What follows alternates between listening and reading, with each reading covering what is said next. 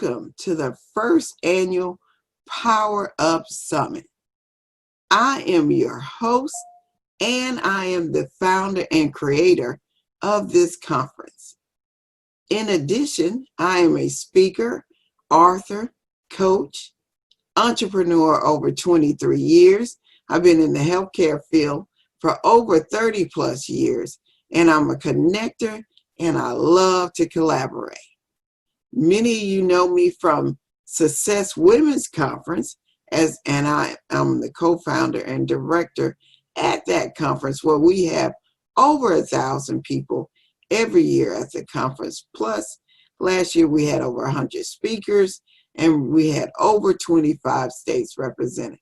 Of course, we will not be doing that conference in person this year. We will go virtual. So look for more information coming on the Success Women's Conference, which will take place in October. So feel free to go over and apply to speak and nominate that special woman for top influencers, and go ahead and register for your free attendance. So that being said, I want to go through and talk about what you can expect for the next 3 days of the Power Up Summit. Today, you'll have several speakers. Over the next 3 days, we'll have over 25 plus speakers. In addition, tomorrow we'll kick off at 8 o'clock in the morning and go all day long. We will wrap up in the afternoon with an actual in-person meetup from 6 to 9 at Hilton Garden Inn. Check the website. You'll find that information there. And you will need to RSVP because social distancing will be in full effect as well. We will end the conference on Sunday. We'll kick it off with the gospel, with our none other than gospel favorite, Lakeisha Cotton and friends, as we have a gospel hour. In addition to that, we'll have some more speakers, including myself, and we will end the day for you elite ticket holders. That's right, elite ticket holders. Part of your experience is being a part of the mastermind, and that will include Ty Miles and me as I coach on how to create a profitable event, and we're going to dig deeper. In addition to that, we're going to teach you how to monetize your opportunities on branding. So make sure you tune in. And if you haven't got your elite ticket, it is still available online. It is a private session that you'll need to, you can get your ticket at powerupsummit.com or Eventbrite, but make sure you get it. But right now, I want to remind you once again, sharing is caring. We ask that you share out and start a watch party with your friends right now. So coming to the stage right now is Brenda Myers. Brenda Myers is a financial broker. She is a wealth creator. She is the CEO and founder of Journey Insurance Solutions. And today she's going to be talking to you about strategies to grow, protect, and transfer wealth in a pandemic. Welcome to the stage, Brenda Myers from Jackson, Mississippi. Hello, everyone. I am so excited today for the Power Up Summit 2020. I am Brenda Myers, and I am one of your speakers today. And first of all, I want to thank Ms. Kern Cherry for giving me this opportunity to pour into you guys today. We're going to be talking a little bit about money. I'm going to tell you about strategies that's going to help you build wealth, transfer wealth, and protect your money. So before we get started with that, though, I want to give you a little bit about my story. My story began in 2008, 2009 at the turn of the economy when the stock market crashed. I was working for one of the largest law firms in the state of Mississippi. I was a legal assistant, and I felt pretty good about my job because I was working for one of the partners. But the rumor was going around that the company was going to downsize. And so I felt pretty secure in myself because I was like, I'm working for one of the partners. I know that my job is secure, so I don't have to worry about that.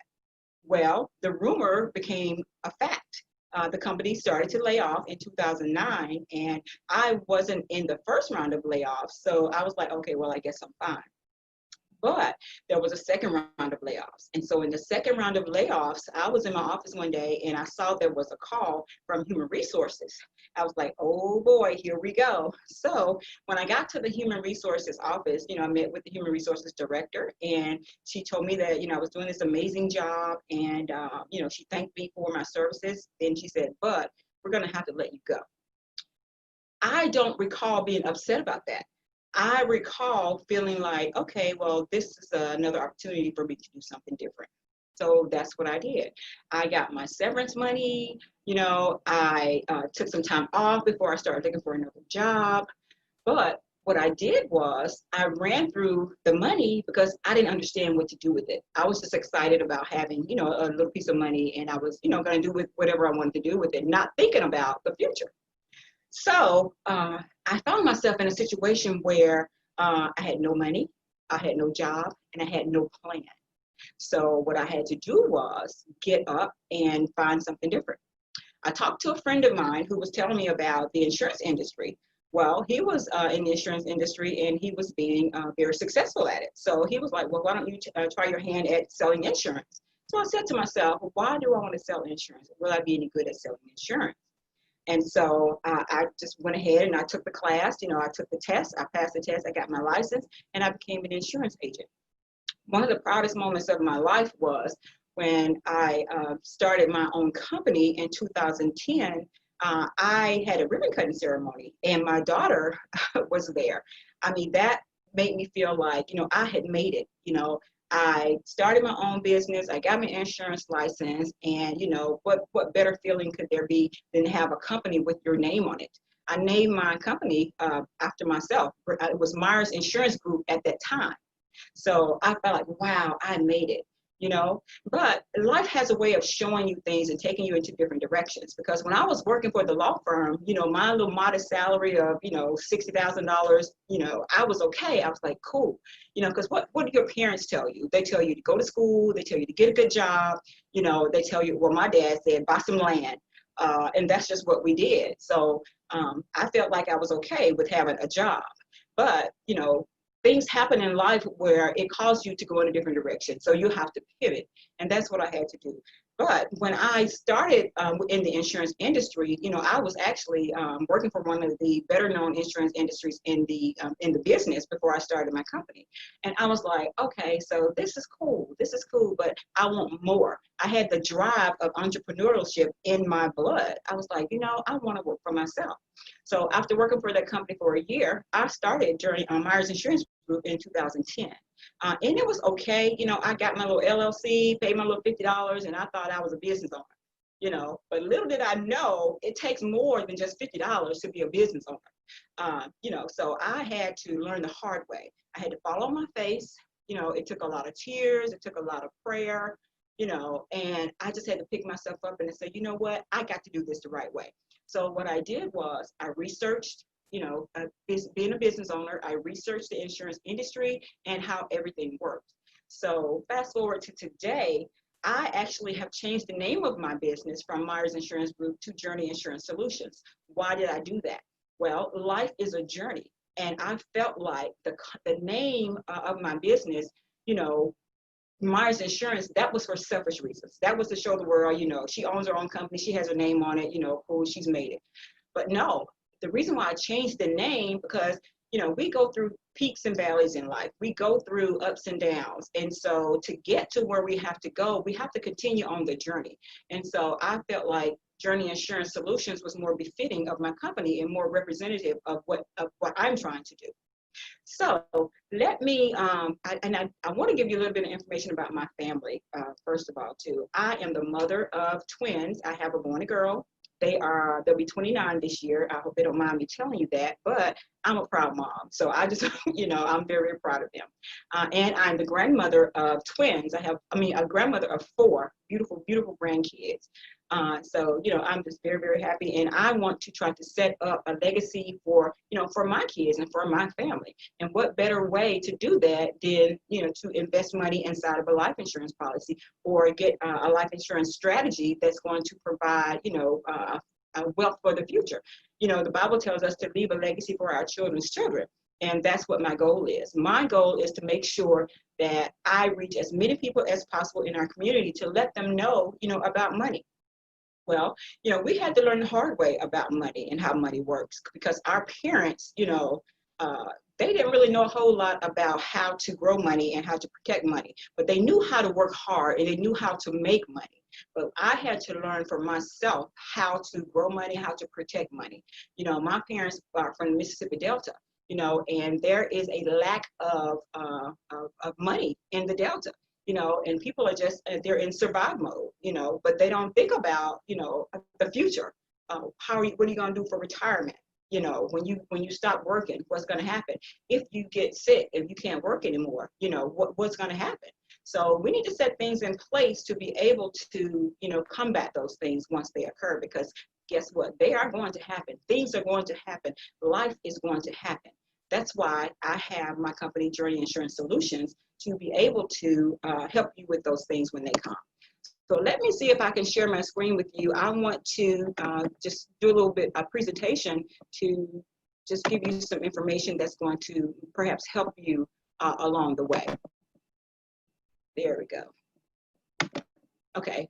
And again, I want to welcome everybody to the Power Up Summit 2020. I am so glad to be a part of this organization, this major event. There are going to be several speakers that are going to pour into you. And my job today is to just help you a little bit with money, to learn the rules of money and how everything works. The strategies to grow, protect, and transfer wealth during this pandemic. We are all suffering as a result of this pandemic. And so, people have lost money, they've lost jobs, they don't know where their next meal is going to come from, some people. So, this pandemic is real, and we want to set ourselves up for, when the pandemic is over. I still have money. I'm not broke. I didn't have to dip into my savings. I'm going to be able to survive at the end of this pandemic. No one knows when that end is going to come. But right now, we just want to put ourselves in a posture that we are able to, maintain and have peace of mind. Again, that's me. I am Brenda Myers. I am the CEO and founder of Journey Insurance Solutions. I'm an author and an entrepreneur. This is the book that I wrote. It's called Making the Decision to Purchase Life Insurance. There was so much information that I had about life insurance, and I want to reach as many people as possible. So what better way to do that than to put in a book? It's in my book that's available on Amazon, and it's got information on, why you purchase life insurance, how much life insurance you need, and so on. I'm very proud of that. This is my company, Journey Insurance Solutions. Some of the things that we offer life insurance, retirement planning, annuities, long-term care, just to name a few. That beautiful, beautiful building that's standing up in the background, that tall, pointy building, that's the Transamerica building. My company is partnered with Transamerica. Transamerica is one of our main providers. We offer life insurance through Transamerica. We offer annuities and index universal life products. That's actually downtown San Francisco, and that is Transamerica building is the second tallest building in the downtown San Francisco skyline. Some of our providers at Journey Insurance Solutions, we have the most familiar ones. We have Nationwide and, of course, Transamerica and Prudential. Now, Journey Insurance Solutions, we are able to offer up to maybe 100 different companies. And what does that mean? That means that we can give our clients the power of choice. We come up with a strategy for you, and we select the best company that is going to give you the most benefit from your investment. And then we give you the choice to be able to pick between, at least from 1 to 3 of them. But we have several companies that we can go through to, help you accomplish your goals for financial wealth building.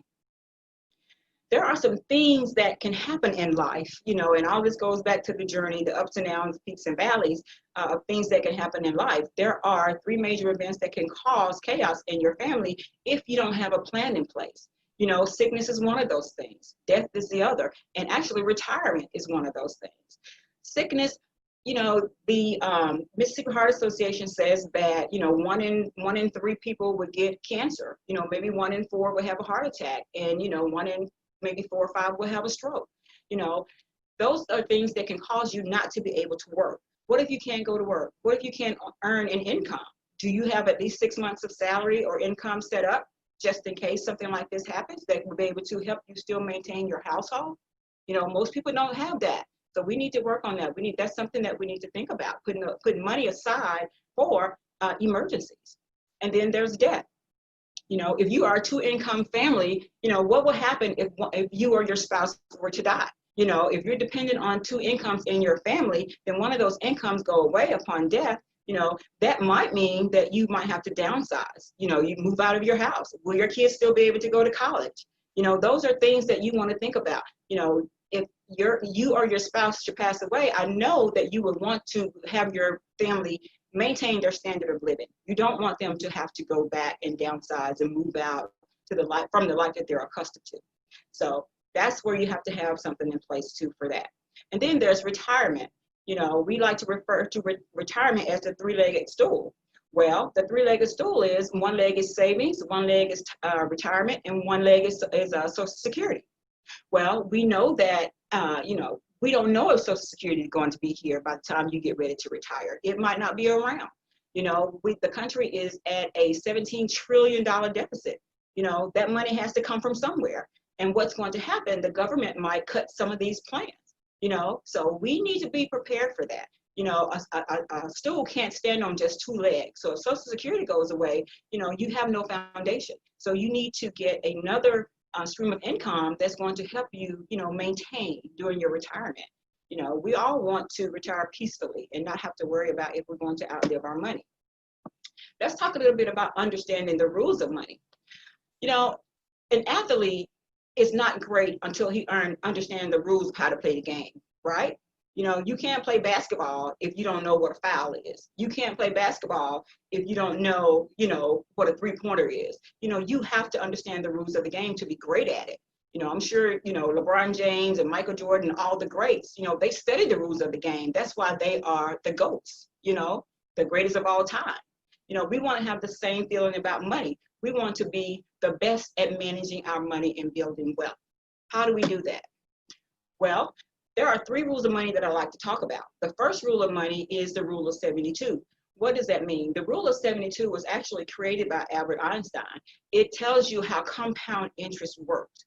The rule of 72 is that's how long it takes for your money to double based on your interest rate of your bank or your insurance policy or your stocks or whatever. So how does that work? You take 72 and you divide it by whatever your interest rate is. That'll tell you how long it takes for your money to double. Well, based on the first example, you're getting 1% gain on your money. Okay, so you take 72 and you divide it by 1. Well, it's going to take 72 years for your money to double based on that 1% interest rate. And what does that mean? Mostly banks have they give you 1%. If 1%, you have your CDs, you have your savings accounts, you're only getting 1% gains on your money. So based on the rule of 72, it's going to take 72 years for your money to double. If you're 29 years old and you put $10,000 inside of a savings account or a CD, you will be 101 before your money double if you live that long. Who wants that? Nobody wants that. That's crazy. And the next option is, if you have your money in an instrument where you're gaining 4%, that's a little bit better than the 1%. But if you look at, the second example, 65 years old, you're only going to have $40,000. That's no money to retire on. It's better than the first example, but it's not great. And then the third example is, we're talking about the same 29-year-old with the same $10,000 putting their money in different vehicles. The 6% based on the rule of 72, it'll take 12 years for your money to double. So looking down at age 65, that's a little bit better. You have about $80,000. That's a little cushion, but it's nothing to celebrate. Fast forward to the 10%. Now, 10% comes in by way of a life insurance policy, an IUL. you put your money in an index universal life insurance policy, most companies give you a minimum of maybe 10%, and some go all the way as high as 23, 25%. But we're going to use this modest example right now. We're going to say, you have your money in IUL and it's performing at 10%.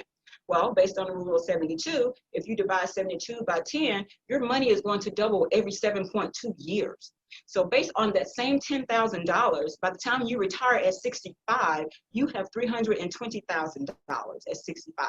And if you're still living and enjoying life 7.2 years later at 72, you have $640,000. That's over $500,000. All this with the same $10,000 investment. This is compound interest, and this is how compound interest works. This is stuff that we didn't know. Our parents didn't know. They couldn't tell us. So my job is to make sure I educate, the community about how money works. The next example is how money grows. There are 3 different ways that money can grow. It grows fixed, it grows variable, and it can grow indexed. Well, the fixed rate is just that. It's fixed. Just say you have your money in an instrument where they're giving you 4%. No matter what the market does, no matter what the indexes does, you're only going to get that 4%. There's no more, there's no less. I'm not sure that's the right choice. That's not the right option. But then there's a variable example. On the variable example, you have a situation where your money is going up and down like the stock market, up today. Oh, I'm excited. I got money. I got some gains on my money. And then a month later, you look at your numbers again and it's gone down. And then it goes up again and down again. I call this example the emotional roller coaster. Who wants to live on highs and lows? When the peaks are there, you're all excited, and then you look again and then you're in the valley. Well, we don't want to live like that, and we don't want our money to perform like that, right? And then the next example is the example that I like to share with my client, is the index example. What that means is your money is not actually inside of the stock market, but you're capitalizing on the gains from the market, and then you're being protected from the downside. What does that mean? Okay, just say if the interest rate goes up 12%, you're capitalizing on the gains of that market. But if the market goes down, you're locked in, so you don't ever lose any money. And so as the market goes up, you're continuing to grow, but you never lose any money. If you look at the index example, you see the little blocks on the stairway is what I like to call it. And because you're continuing to climb, your money is continuing to grow. So you have to ask yourself, how would you like your money to grow? How do you want to be able to build wealth? We want to keep our money and we want to lock it in.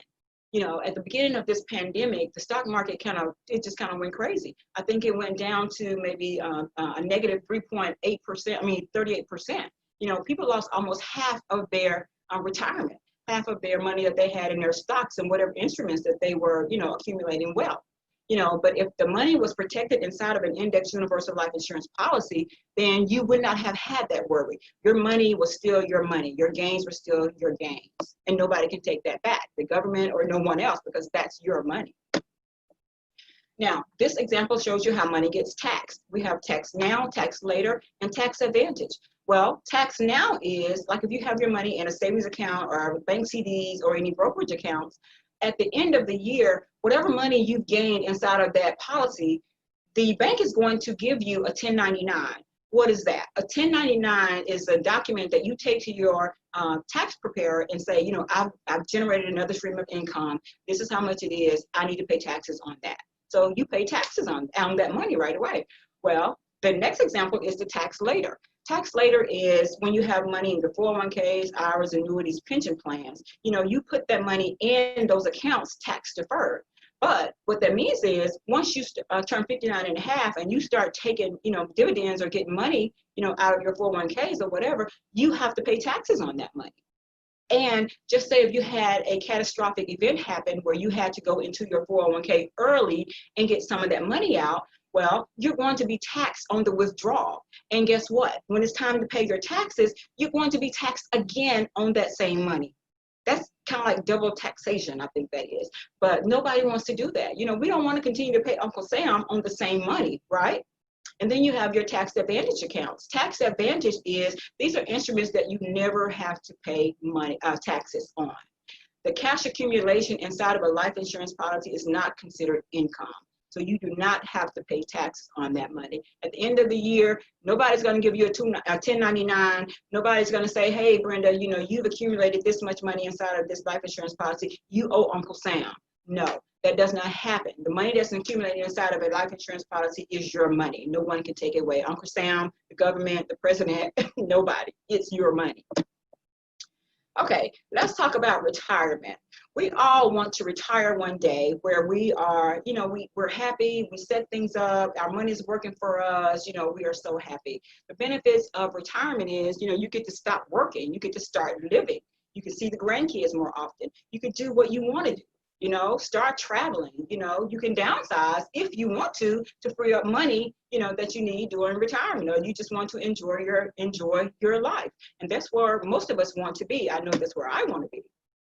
How do we do that? Well, actually retirement is a little bit complex. You worry about outliving your money. You worry about living on a fixed income. You worry about what the stock market is going to do. Like I said, because of the pandemic, people have really lost a lot of money inside of the stock market. And not looking at your accounts, that's not a plan. You just don't want to see what's going on, but we need to be aware of what's going on with our money. So, and we don't want to worry about, long-term care or, paying for assisted living facilities, or what will happen if I get sick. We don't want to have those worries. So we want to set something in place where, we don't have to do that. We'll be prepared. So how do we do that? How do we guarantee that we don't run out of money? Well, there are two ways that I like to tell my clients about how, to protect their money. And one of the things is how I mentioned before, inside an index universal life insurance policy. And the other is in annuities. An index universal life insurance policy provides long lifetime protection. It has cash accumulation feature, and it helps you meet your financial needs. And it also has a death benefit. And the cash accumulations are based on the indexes of the stock market. This is a comparison of the S&P 500 and the NNIUL. If you look at 2002 to 2002, you see where the market lost money. But if you look over at the index universal life side, you didn't lose anything. You actually still gained 0.75%. So I would want to wake up one day and say, my money is protected. It's inside of an IUL. The stock market is going crazy, but I don't have to worry about that. And then if you look down at 2008, that's when I was telling you, when the economy crashed, that led me to be able to become an entrepreneur. It crashed. It went down to a negative 3.49. And we actually just saw almost those exact same numbers at the beginning of this pandemic. So that's, we don't want to be there in a position where we're losing money. And if you look over on this very same line to the index universal life side, you still see where you still gain money. Fast forward to 2015, the market went down 0.79%, but of course, you still gain your 0.75%. And if you look at the bottom line, based on the volatility of the market, you can see where, you've lost a lot of money inside the stock market. But inside of the IUL, you have maintained and kept all of the money that you've grown inside of your life insurance policy. And that is amazing. This is stuff that people don't know. This is stuff that banks don't want you to know. We are in a position now where, we have access to all of this information. And so that's why I'm here today to share it with you, so you'll be able to put your family in a better posture. Index annuities. That was the other thing that I was talking about. One of the other ways that we can build wealth and still generate income for life. Retirement is not just about accumulation, it's about survival. It's about maintaining your money. So what does an index annuity do? It offers you guarantees on your principal. It protects you from the downside of the market. You have a guaranteed income for the rest of your life. If you set it up that way, you can stay ahead of inflation. It protects you from probate. What is probate? Probate means that if you're a business owner, if you have, your home, your mortgage, all of that, if you pass away and if you don't have anything in place, all of your assets go into probate. And that could be tied up for years with attorneys before your beneficiaries even see a dime of that money. So we don't want to do that. We want to have all of our assets protected inside of some type of instrument where we can never lose money and we can just pass on to our families, everything that we've worked hard for and we've accumulated, and then it reduces tax on Social Security income, and then you have a higher income potential. You can set up an annuity where you can get monthly income for the rest of your life. And so that's what we do at my company. We help people, with retirement. We help them plan. A lot of people have money inside of a life insurance policy that they've had forever that's just sitting there. Well, you take that money out of that life insurance policy and put it into an annuity. That annuity is going to help you set up your income for life and possibly, leave a legacy to be transferred, all that's wealth, to your loved ones once you die. We have an annuity shop where, we have several different companies, like I was telling you, that we provide strategies for you, and then you can select the best strategy that's going to work for you and your budget. You put a certain amount of money inside of an annuity and then just watch it perform. And then when you turn 65, the payments stop, and then you get the gains, the benefits from the money that you've accumulated. You can set up an income for life. What the banks don't want you to know. That's very important. That's the thing that I was telling you. Banks make you feel like, oh, okay, I'm going to give you, 1% on your money. They think you're going to be okay with that. But now that we know better, we do better, right? And I'm going to put my glasses on so I can see this, but this is what the banks and the corporations don't want you to know. Let me go here and move this. Okay. While many wealthy individuals maximize the use of cash value life insurance, there is one group that really understands its value. It's the sector of the economy that controls nearly every aspect of our economy. It's the banks. Cash value life insurance plays a massive role in the financial institutions, corporations, and banks, more than you could ever imagine. These organizations buy life insurance for their billions of dollars and use it for many different reasons. Not only does it increase their financial stability and reduce their taxes, it is an ideal place to find employee pensions, health care, costs, and other benefits. It is common among banks and corporations. And it's so common that they even have their own name or their own acronym, bank-owned life insurance company, corporate-owned life insurance, and we don't know this. The banks don't want us to know how they use life insurance to be able to, protect their millions, to protect their assets. But why am I here? I'm here to share with you this information so you'll be able to do the same. This book, Money, Wealth, and Life Insurance, it is a life changer.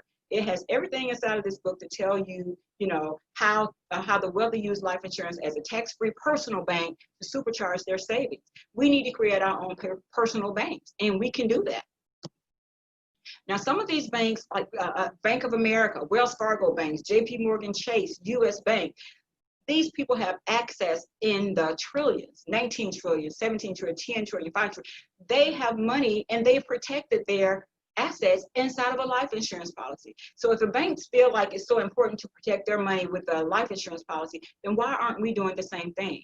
It's a life insurance policy. And like I said, the cash that you accumulate inside of a life insurance policy, it can't be touched. It is your money. This is some of the companies that understands the value of life insurance company, a life insurance policy. Some of the companies you probably will recognize: General Electric, AT&T, Johnson & Johnson, Office Depot, Starbucks. These are companies that have protected their assets with a life insurance policy. And again, if they are smart enough to do that, shouldn't we be smart enough to do the same thing? I think so. So I hope you've enjoyed my presentation today, and I'm going to stop sharing my screen if I can. Let me see how to stop share. Stop share. And like I said, again, I am so excited that I had the opportunity to pour into you guys today. I hope that you saw something in here, or you took some nuggets away that's going to help you catapult your life, your finances, your career. We are all here serving the same, for the same cause. We want to empower women. We want to uplift women. We want to let you know that, you can do it. You can do it. It's like I said, I had to fall on my face several times, and you go back to the same people and you say, I'm getting ready to start this business, or I'm getting ready to do this, I'm getting ready to do that. And they look at you like, but didn't you just do another business? Didn't you just start something else? Well, yes, but guess what? You fail enough times until you get it right. And I feel like I've gotten it right. So again, I want to thank you guys for being a part of the Power Up Summit 2020. And like I said, I am just one of the speakers that's going to pour into you guys. And I hope that you continue to, to learn and absorb and apply what you've learned here today. So thank you so much for your time, and good luck with your careers. And I look forward to, talking to any of you. My company again is Journey Insurance Solutions. We give free consultations. It doesn't cost you anything to have a policy review, to get an illustration. If we don't do quotes, we do, we make suggestions. So a lot of people say, I need a quote. Well, how do you know what you need if you have not sat down with your financial provider for them to go over your money, go over your numbers, and see where you are, and then determine what you need? In our community, the magic number is $100,000. You ask somebody, how much life insurance do you need? How much do you think, how much assets do you have? What do you need to protect? Well, I just need $100,000. I don't know why $100,000 is the magic number, but it's the magic number. But no, you need more than $100,000. If you have a mortgage, if you have a house that's $300,000 or whatever the case may be, if you have cars that you need to pay for, if you have children that you want to go to college, $100,000 is not going to do all those things. So we need to sit down and just determine where you are, and I can help you get to the goals where you want to be. And again, I thank you so much for your time, and good luck.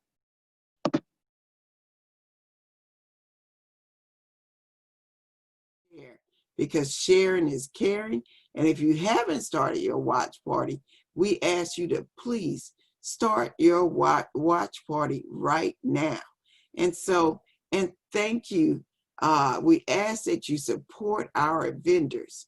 There are vendors that are participating in this conference, both in person and virtually. And we ask that you support them, because just like the sponsors, without them, we wouldn't be here. So please support our vendors. Go to their website, go to their Facebook page, and support them right now. Now, who we have coming up next is Jocelyn Lane. Jocelyn Lane is a licensed social worker for over 20 years. In addition, Jocelyn is a speaker, consultant. She is the owner of Premier Professional Consulting Service. She is the founder of Pink Project, where she supports women and young ladies. And she is an expert in mental health. Jocelyn will be speaking to us today about pivoting your mental health in a pandemic. Welcome to the Power Up stage, Jocelyn Lane. Well, I hope you are taking note. And during this time, they talk about a COVID mindset. And hopefully some of the tips that Jocelyn has given you, you can use to increase your mental health.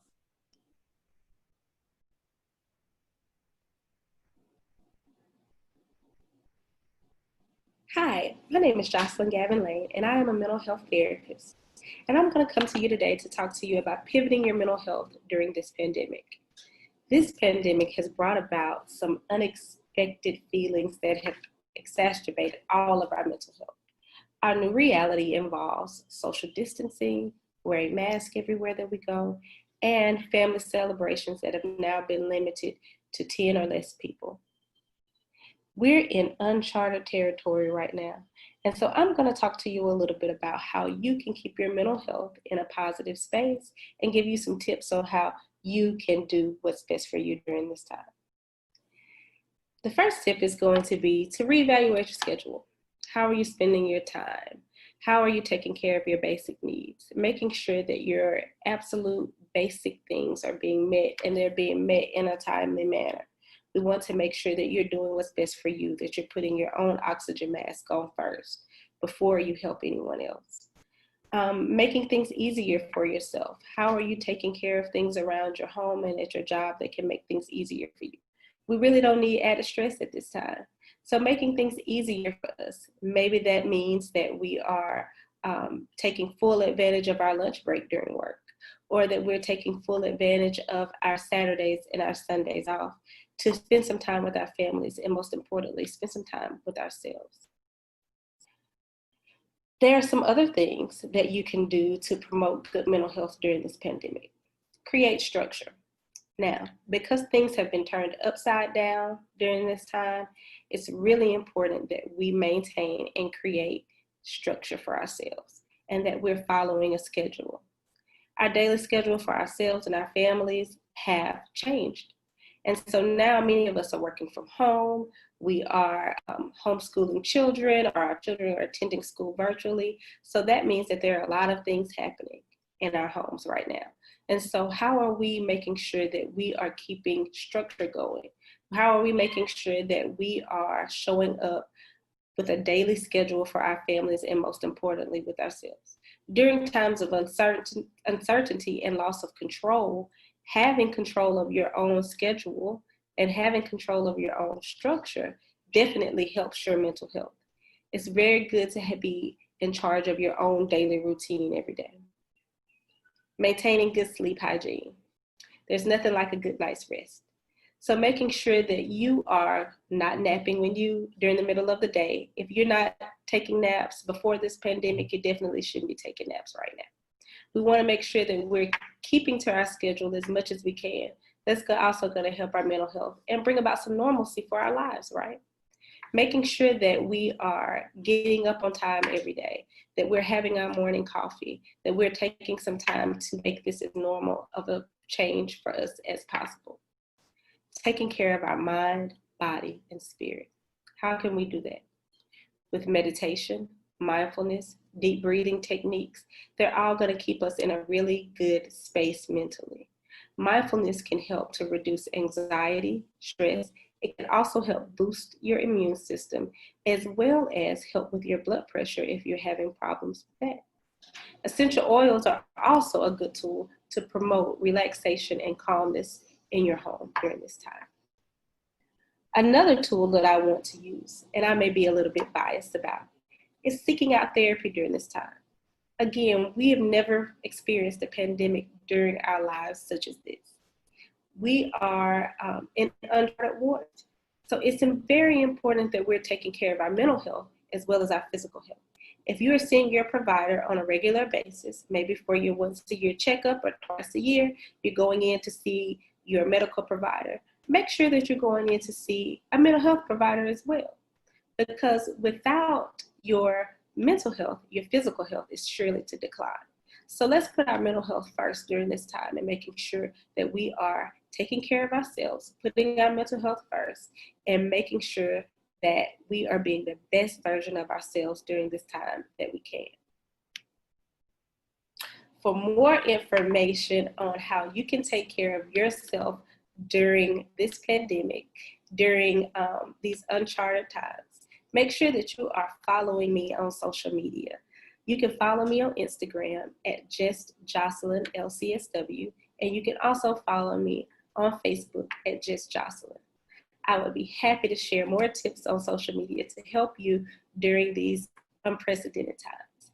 Remember, there is no health without mental health.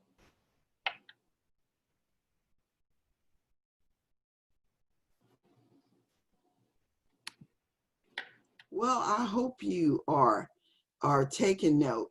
And during this time, they talk about a COVID mindset.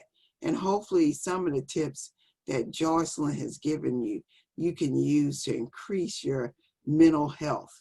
And so we have coming up right now some of our trailblazers from Trailblazers Who Lead. Many of these women are doing fantastic things from behind the scene, and some of them have shared in the book, which you want to get.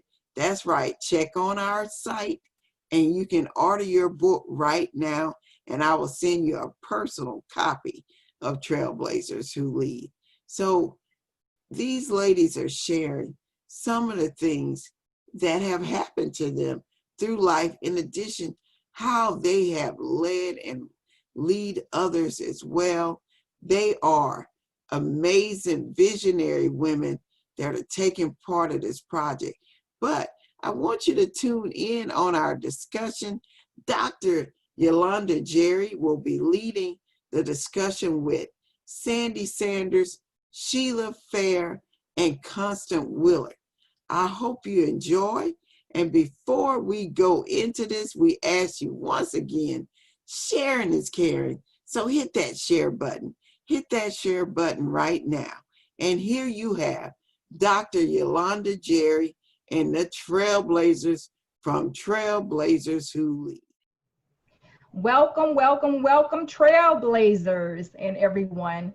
Thank you for joining us today. I am your moderator, Dr. Yolanda Jerry. Just to give you a little bit of background about who I am a retired Air Force veteran, speaker, author, life coach, and entrepreneur. I impact many around the world with my powerful, relevant, and relatable messages on truth, healing, resiliency, and empowering growth. I also coach, inspire, and empower victims and survivors of domestic violence, sexual assault, and youth bullying. Today, I'm excited to have our panelists for the Trailblazers Who Lead, and I'll just go ahead and jump right on into it. Our first panelist is Sheila Farr. She is an internal optimist, also the owner of Gulf Coast Training and Education Services, LLC. She is a teacher, a business leader, an author, and a cheerleader for all women who seek to make their dreams come true. Our next panelist is Constance Woolard. Constance Woolard is a native of Gulfport, Mississippi.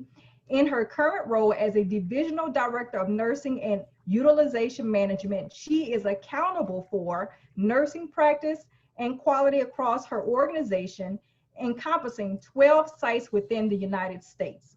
Our third panelist for this evening is the host of Coffee Conversation with Sandy Sanders, a talking segment and conversation of topics that are encouraging, inspiring, and uplifting. She has been a contact center specialist and manager for 25 years. It has prepared her to also train and teach life skill classes to female inmates in the local adult detention center. So there you have it. Those are our Trailblazers Who Lead, who are sitting on our panel today. Thanks for joining us, ladies. So let's go ahead and get right on into it. So can each of you tell us a little bit about what to expect in your specific chapter of the best-selling book, Trailblazers Who Lead? Good evening to all of you. From my chapter, the title of my chapter is Humility in Leadership. And what you can expect to find when you read that is about embracing humility and fully understanding what humility is and how do you incorporate that into your leadership. We're in a workplace now that's very diverse with millennials. We still have some baby boomers. We have a mixture and a blend, and we have to be able to reach and to coach and to motivate and empower all of them. So humility plays a big part in that as a leader. And so that's what you can expect to find from my chapters, embracing humility and incorporating that into your leadership style. Wow, that's awesome. Thank you so much, Constance. And from my chapter, it's entitled Finding Your Voice. And what you can expect to find there is a story about a little girl from the middle of Georgia, just a little country girl who had a life that was just really kind of blessed with opportunities to do some things, a little bit shy. So had a little bit of a struggle trying to find my voice. And even though I was really good at building others up, I was challenged at finding ways to build myself up and to do things that I really wanted to do deep down inside. So my chapter provides a little bit of information and inspiration, I hope, about how to find your voice and why you should find your voice, and just a realization that each of us hold treasures inside. So it's really important to have the courage to step out and do the things that God calls you to do so you can impact the lives of others as He calls you to. Thank you so much, Sheila. Yes, my name is Sandy Sanders, and my chapter is Time and Words.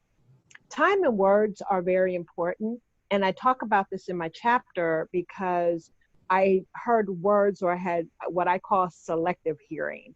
When I was growing up, because of things maybe that I had done in my life as a young girl.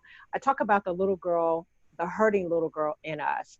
And I talk about the negative words, how they impact an individual's life. And so that's what I talk about in my chapter. I talk about going through life as a young girl, an unwed mother back in the 70s, whenever she was born, and how I had to develop as a mother and overcome the negative words and not let those negative words impact my life.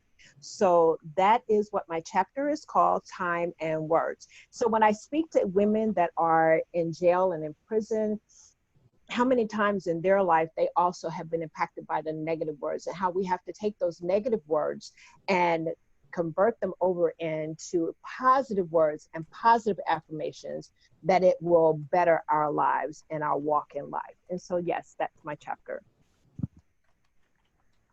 Thank you so much for sharing, Sandy. Oh my goodness, ladies, I cannot wait to read all of your chapters. This is so exciting. And thank you for sharing just a little tidbit about what the readers can expect when they actually purchase your book and get to reading and embracing all of the knowledge and information in your heart that you put inside that book. So my next question is specifically for Sheila.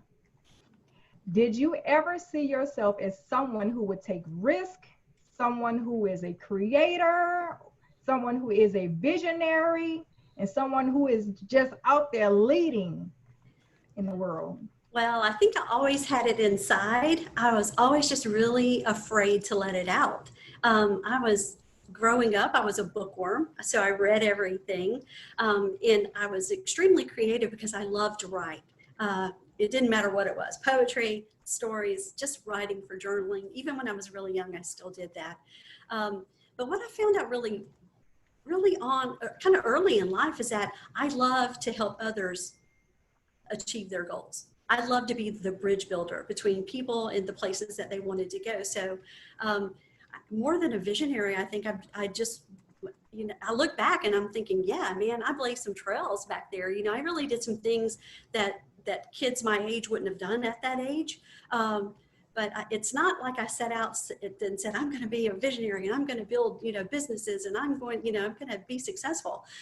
Really, the only thing I ever wanted to do was teach. And thankfully, that's what I have an opportunity to do now. So I'm incredibly thankful for that. But really, I just hope to be in a place where I can help people, do the things that they love to do, because it's so important. It's so easy to get in a rut where we follow things that other people want us to do or tell us to do, and we seek validation from other people so frequently. So being able to kind of turn those tables and listen to the things that God calls us to do, and just move forward in a different way. That's what I'm very thankful to have the opportunity to do. So I'm just seeking opportunities to continue paying that forward. That is so amazing.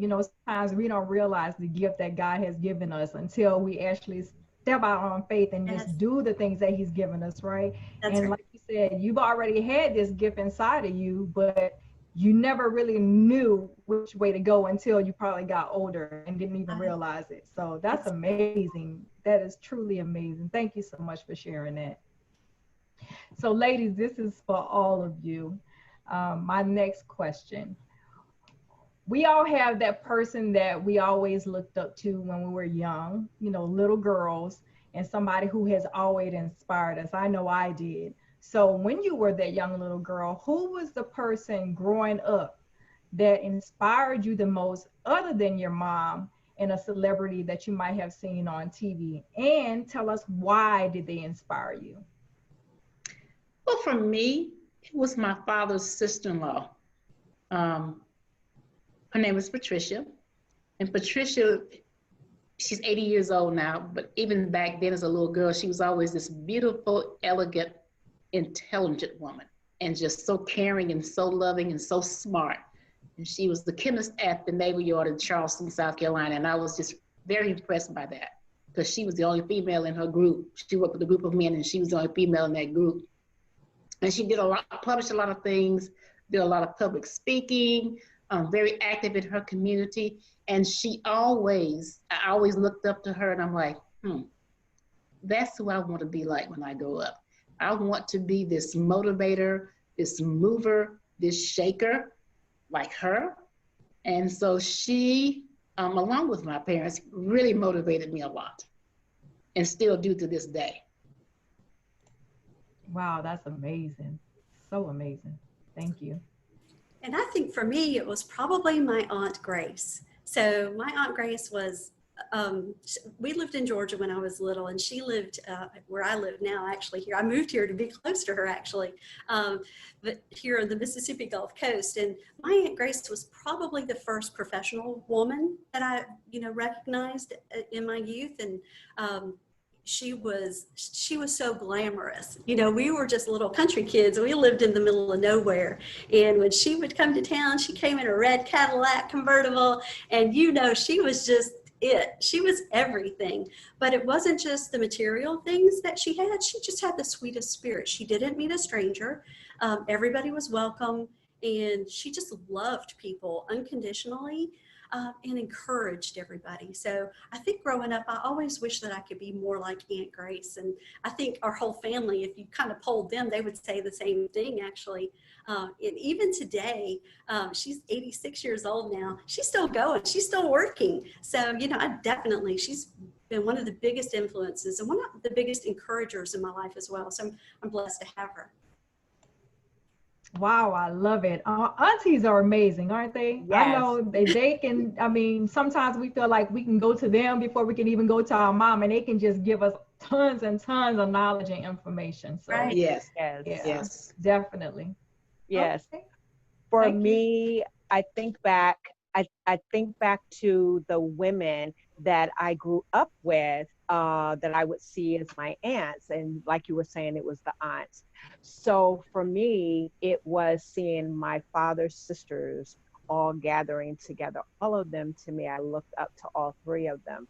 But the first one also that comes to mind is an elderly lady. My mother used to take me so I could stay with her because she was a widow.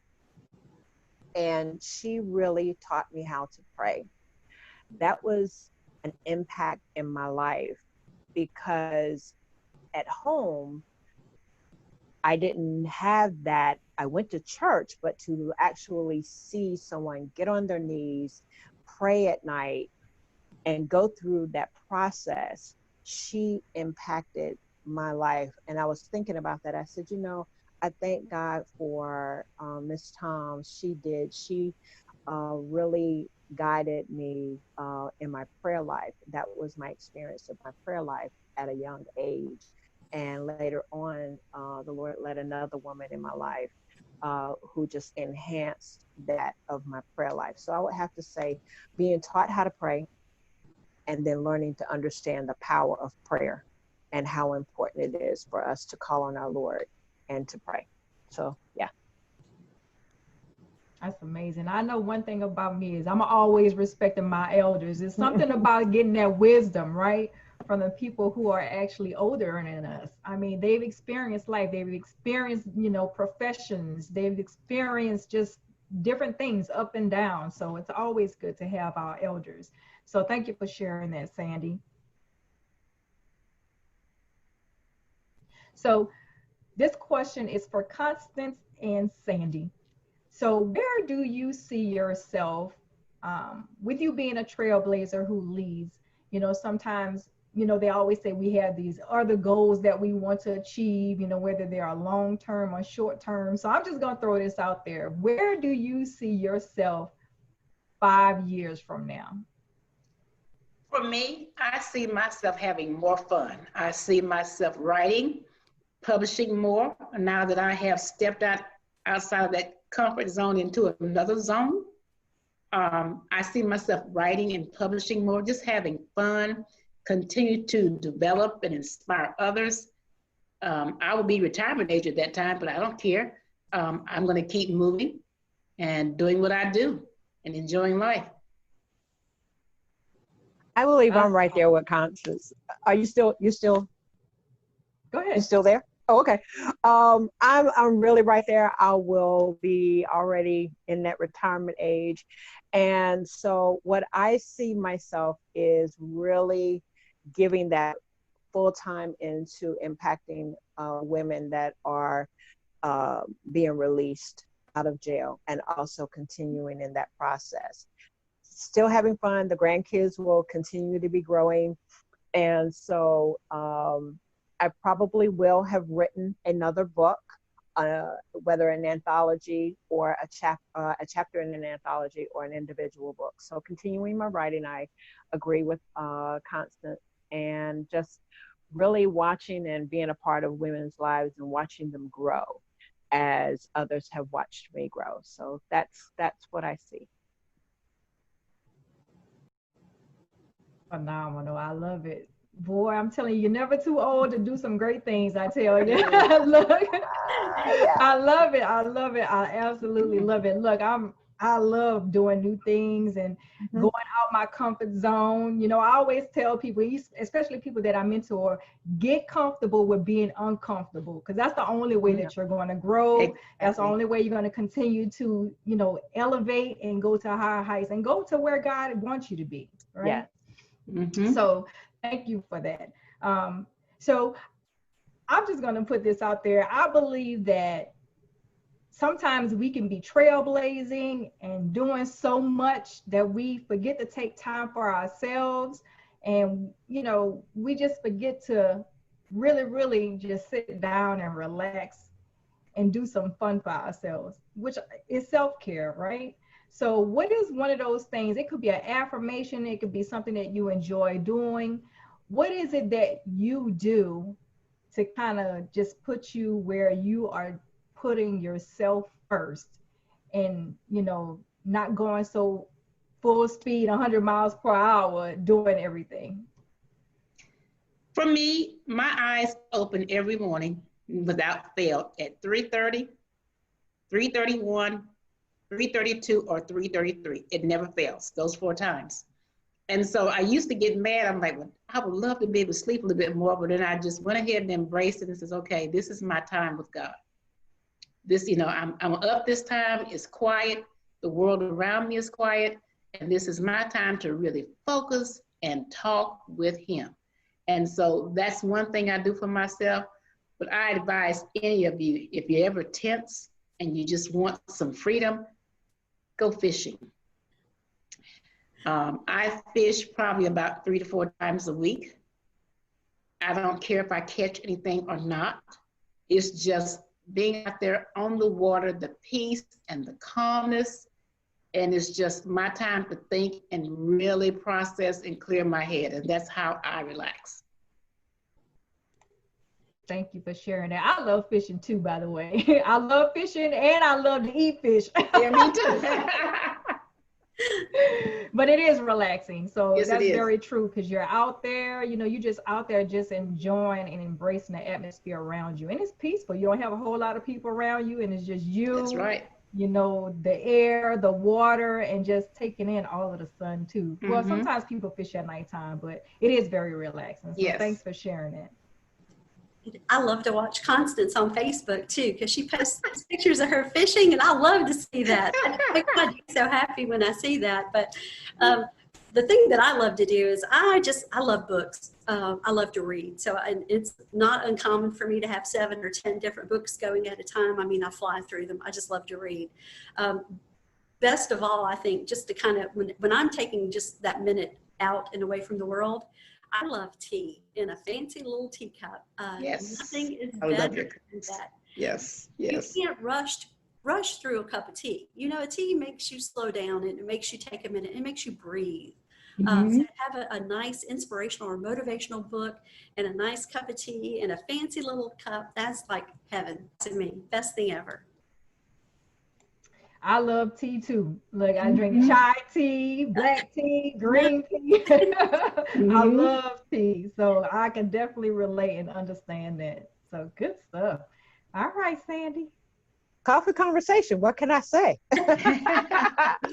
Well, so for me, it's lighting a candle. I have an electric fireplace. I don't have an actual fireplace. So I can actually turn that electric fireplace on my unit and get in a comfortable position, my fuzzy socks, And yes, light a candle and just have a good cup of coffee.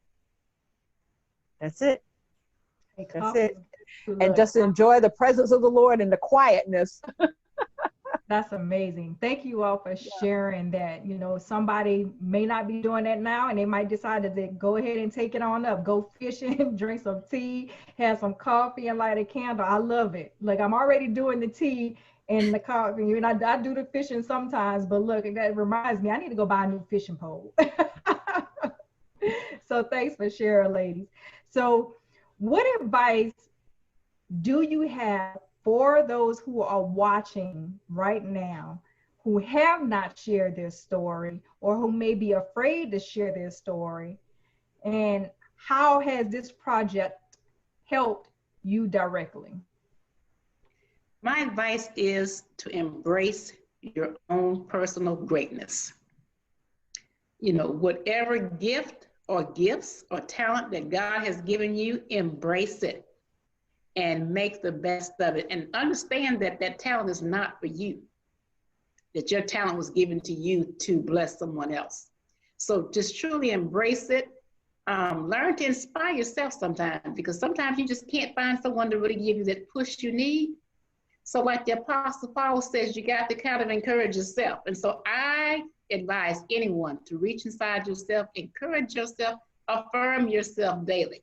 Look yourself into the mirror and say, hey, I'm it. I am it. And acknowledge that, embrace your greatness, and go forth. Yes, ma'am. And how has this project helped you directly? This project has really brought me closer to my roots in Gulfport, because I travel so much for work and I don't get home that often. And when this opportunity came up, and I said, well, you know what? I can't attend all the conferences that they're having, but I can do this. And so it's kind of brought me back into being closer to home. And it just really showed me what I already knew, that I had the ability to write and could do this. Awesome. Thank you. All right, Sheila. I would say that, our stories are powerful, and our stories are what unify us. So I would, if you're going through a situation where you're overcoming things, talking about that and getting that out and sharing that with other people can help not only in your recovery and in your healing, but also in the healing and support and health of others. So I think it's incredibly important to do that. And if somebody's not going through the same thing that you've gone through, you still can help bring about some understanding and awareness and maybe empathy toward other people who might be going through something. So I think it's incredibly important to share stories. And I don't think our stories are for us. I think they are. I agree with Constance. I think they're for other people. God uses each of us to talk to other people. And, we just need to be in a place and listen to him, when he gives us that little tug, we need to be the ones that step out in faith and do it, and just know that, it's not always about me, sometimes it's about the other person.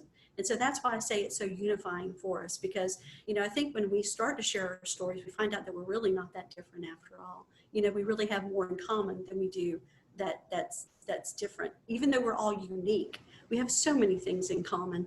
And I think that's the beauty of sharing your story too. And how it's helped me, this whole trailblazer journey, it's helped me find my voice even more. Things that I've always wanted to do, I've never made the opportunity to do, but thanks be to Kern and her visionary world, life, and being, she's provided opportunities for so many of us that we wouldn't have gotten, or we wouldn't have taken before, because we would have been too shy standing back in the shadows. So I'm very thankful for projects like this that encourage people, to share their story, step out and do the thing that you're called to do. I can't say that enough. And when I talk to people, I always say that, you have it right here. You have it in you. You just need a little bit of encouragement to get it out. So that's what it's done for me. It's been that little bit of encouragement to get it out there. Thank you so much for sharing it. And you, Sandy? Okay, for me, I take a deep breath and just exhale, because that's what this project did for me. I feel like Miss Kern, I think she saw something in me that I didn't see in myself. I I have to stem back to, she would invite me to community meetings, community groups, community gatherings, and I would show up when I could because of my work schedule, my 9 to 5. But when she offered this opportunity, there was something in me that said, yes, I can do this. And it was a step of faith. I didn't understand or didn't know about all of the benefits that she afforded us. And as Sheila had said, I probably would not have had the opportunities or the platforms. And it helped me, as she said, find her voice. It helped me step out of the area that I have been saying, what can I bring to the table? That what can I offer? And my story, telling my story, was just a small piece of it, but just standing in it. And I'm so grateful to be in the space of others, meeting all the ladies.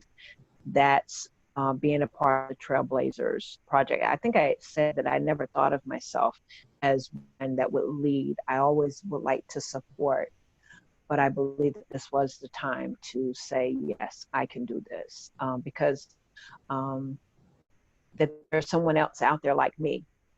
And I want her to know is that the little girl in her, it is okay. She is okay. She got through it. And that's what have come out of this, is the healing of the little girl in me, the teenage girl in me, the young mom in me. And now I'm becoming into my retirement years, but I think it's just really beginning. So yeah, that's for me. Thank you for sharing, Sandy. So what I got from this basically is this, your story is your story, right? But it's not just for you. It's for someone else who needs to move in the same direction that you've already taken, right? Or who needs to come out of the situation or anything that they've dealt with, to be able to move forward. And not only that, just talking about the book project itself, it's allowed some of you to go through a healing process, right? And realize that, I remember when I had my first time being an author, it was a healing process for me too. I was scared to share my story, but when you look at the fruits of your labor in your story and look at how many people who have read the book or who are going to read the book and get feedback from them and realize, wow, they said your story touched me. I had, and these people, you never know, you have no clue how your story is going to touch someone. But when you get that feedback, you'll be like, wow, it's done. I did a good job. I did a good deed, And so saying that, I just want to say again, I can't wait to read your stories. I'm excited just by the information that I got from you ladies today sitting on this panel. So thank you so much for sharing. So before we jump off tonight, the panel today, I want each of you to tell everyone who is watching, who is listening, how you can be reached and how they can purchase your book. And also don't forget to share your website, your social media handles, your email, and anything else you want them to know of how to contact you. Okay, well, I can be reached on Facebook. I have 2 Facebook accounts, Constance Willard.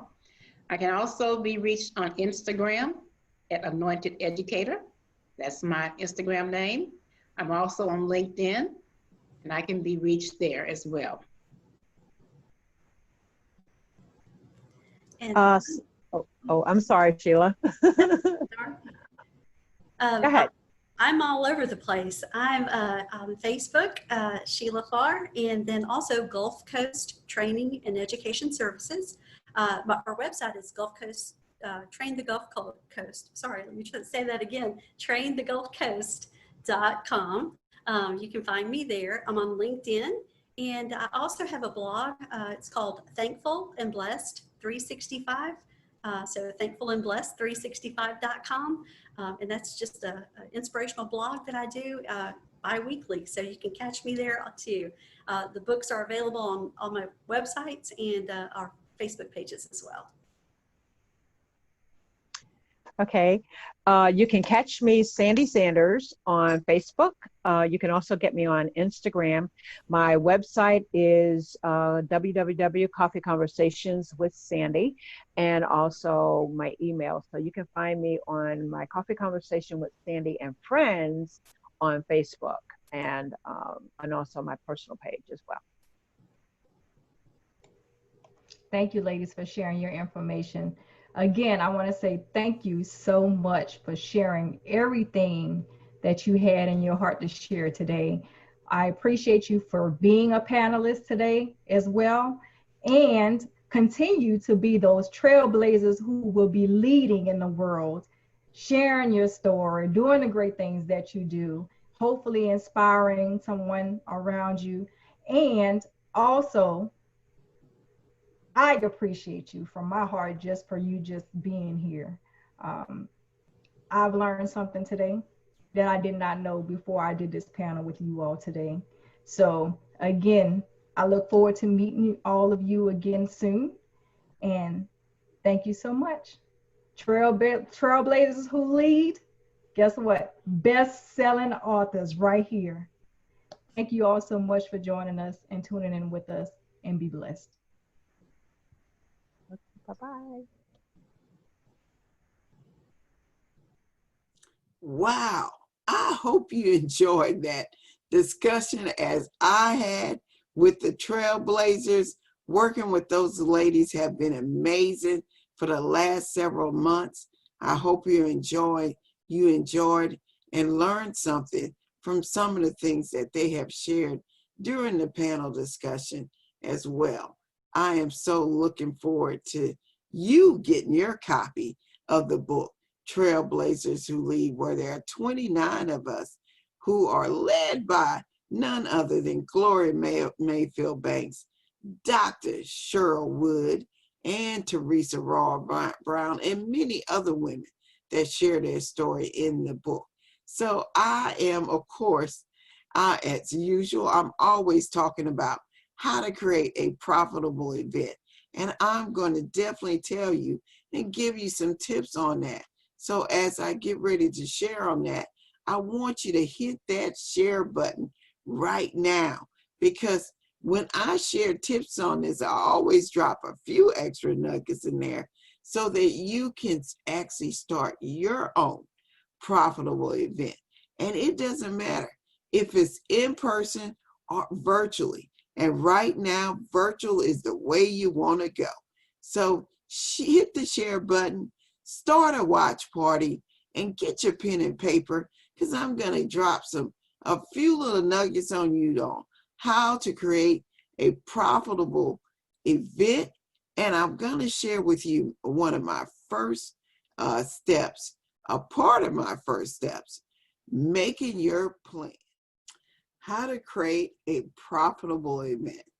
Over the course of the next 3 days, you're going to hear me talk about that over and over again, because I believe that increasing your ability, your visibility during this time, which we call a time of uncertainty, you need to increase your visibility. That's right. You need to level up right now. And one of the quickest ways and powerful ways to do that is a virtual event, well, or if it's in person. But right now, everything is virtual. So how to create your own virtual event is what you'll hear me talking about over and over. And I will be inviting you to the elite experience. If you hadn't gotten your ticket, I certainly advise you to do that. So that being said, as I said before, I believe you should increase your visibility using that. So here are some of the things that I teach as you go through my whole program. And for those who work with me, I also have people that work with me on a one-on-one basis. to make sure that their conference is a success. And yes, they do call me the butts in the seat queens, because not because I just do that. It is important to me, and there's a strategy to doing that. And so here are the 5 steps that I teach during my coaching program, and that what's gotten us here today as well. Make a plan. So make a plan right off the bat. That's number 1. You never don't want to sit down and do that. A lot of us start off, and I used to be a person that start off feet first, but now it's always make a plan. So you're talking to a person who's been creating events for over 15 plus years. And number 1 is make a plan. Number 2 is to build a team. Build a team. And that's another thing that I talk about during my coaching program, and that I sit and assist that people do that. It is really critical to your success. Number 3, creating multiple streams of event income. That's right, creating multiple streams of event income. And now more than ever, this is critical. So I do go over several creative ways to create multiple streams of income, including the traditional ones that people typically know, like ticket sales. But if you're in my coaching program, you definitely don't want to get me on that soapbox. But we definitely talk about all the different ways and some extra ways to make additional income. Number 4, selecting the right speaker, not just any speaker, but the right speakers for your conference. And trust me, in person and virtually, it's different. So there's certain strategy behind picking your right speaker. And if you're having an event that's more about entertainment, entertainers become critical. Who you pick will help you helping you to have a profitable event. And I often tell people, you just don't want to have an event. You want to have a profitable event. Why? Because you don't want to be the person who did all the work, put all the effort in, and the only person leaving with nothing is you, because everybody else is elated at what you've done, but you have no profits to show. So you definitely want to pick the right entertainer, the right speaker, the people that help you draw people in. So this is critical to what you're doing. Number 5, promoting your event. If you have been watching and following me, you have seen a lot of promotion of the Power Up Summit. Now, unfortunately, we had to make a lot of changes throughout. So sometimes that happens. But if you learn how to pivot, and you can pivot well, you will turn that promotion into cash. So promoting your event is critical. And so it's one of my biggies. So definitely that's number 5. And normally when I'm teaching groups or individual, especially my VIP people, I add a bonus in, because branding your event, branding is critical. And it's a bonus that I add, especially for the people signing up during this event, during the Power Up Summit. This will be a bonus that you want to take advantage of. So today, right now, during this session, I don't have a lot of time. So I'm going to start with making a plan, and I'm going to start with just a few things that I want you to focus on. And yes, I'll be talking more about creating a profitable event throughout the Power Up Summit. But right now, I'm going to talk about some of the things during step 1 that you can do to help make sure that you have a profitable event. And even if you're a seasoned event planner, make sure to take notes, because sometimes what you know and what I know are different, and we can learn from each other. But I definitely want to share right now some of the things that you can do. So that being said, many of y'all know me, as I mentioned before. I am the co-founder and director, one of the directors of the Success Women's Conference. And I often talk about how we started Success Women's Conference. Many of the people here needed something. And that's how Success Women's Conference came about. I talk about number one in this first step of making the plan. Number one is knowing your mission and your vision. Know your mission and vision. You definitely want to make sure before you decide to go and start investing a lot of money and investing other people's money in a concept or idea, an event, you want to make sure that it's even wanted in the first place. So know your vision. What is your why? Why are you doing this event? Why? What's motivating you to do this event? Whether it's in person or not, it still costs money. So therefore, what's your why? What is the reason you're producing this in the first place? And as I said before, do other people want this, or is this something that you want to do? You know, you have to make sure that your why is matched. You're matching your dollars, because sometimes you can have a why and that why is costing you more money because nobody else wants it. So know your why, know your purpose, and know your vision. So when we started Success Women's Conference, my partner and I talked about, we would sit in sessions that were actually for me to brand my business. And so, but for 10 plus years here, women often talked about a conference, a women's conference, which we didn't have. Yes, we had many other events. That's right, networking events, women events, chamber events.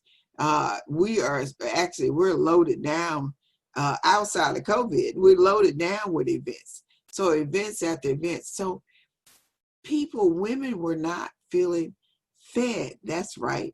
I said fed. They were not getting the nourishment that they needed to take leaps, to take chances, to do things that motivated them and brought money to their pockets.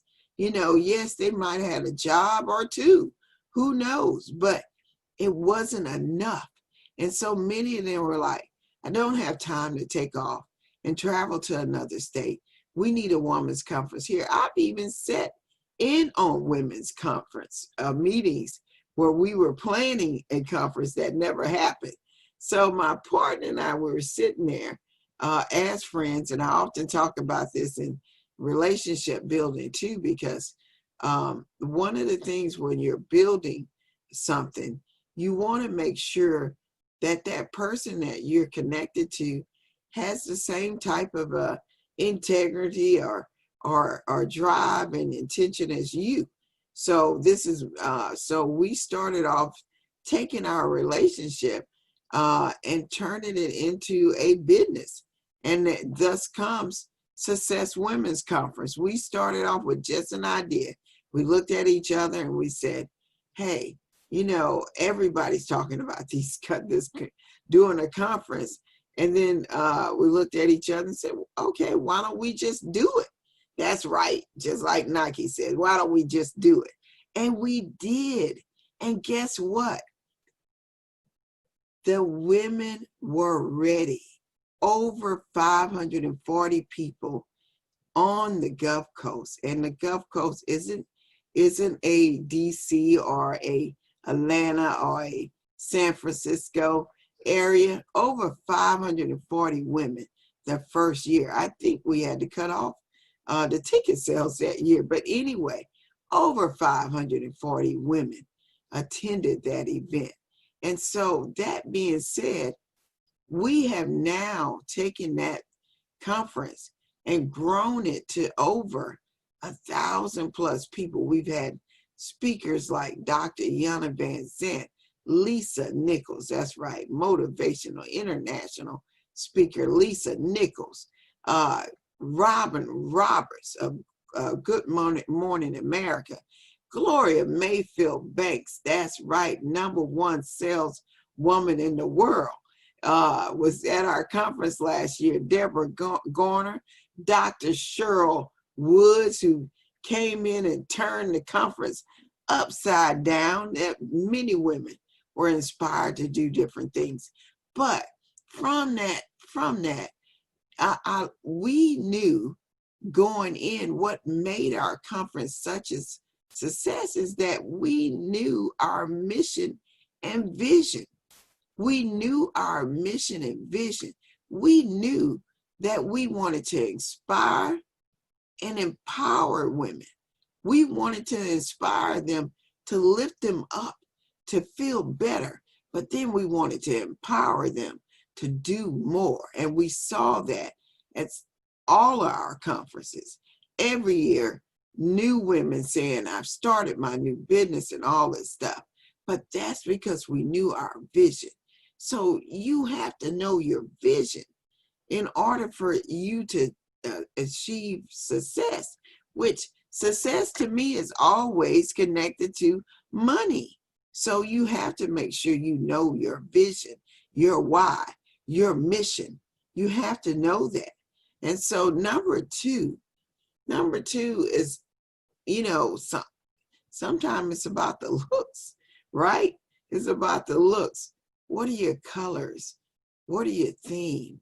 What speaks to people when you're not in the room?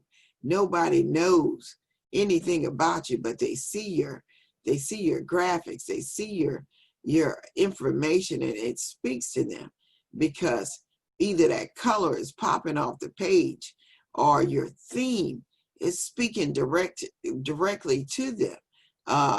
The year we had Go Vertical spoke to many women because many women go lateral. So our thoughts were, it's time to go vertical. It's time for you to go up. Forget doing the same thing you've been doing. And so that theme spoke to them.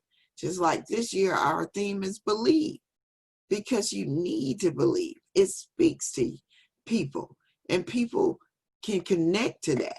So your theme, your colors will talk to people. That's right. They will talk to you before that person reaches the banner. Last year we had a banner and our colors is a deep purple. It speaks to people.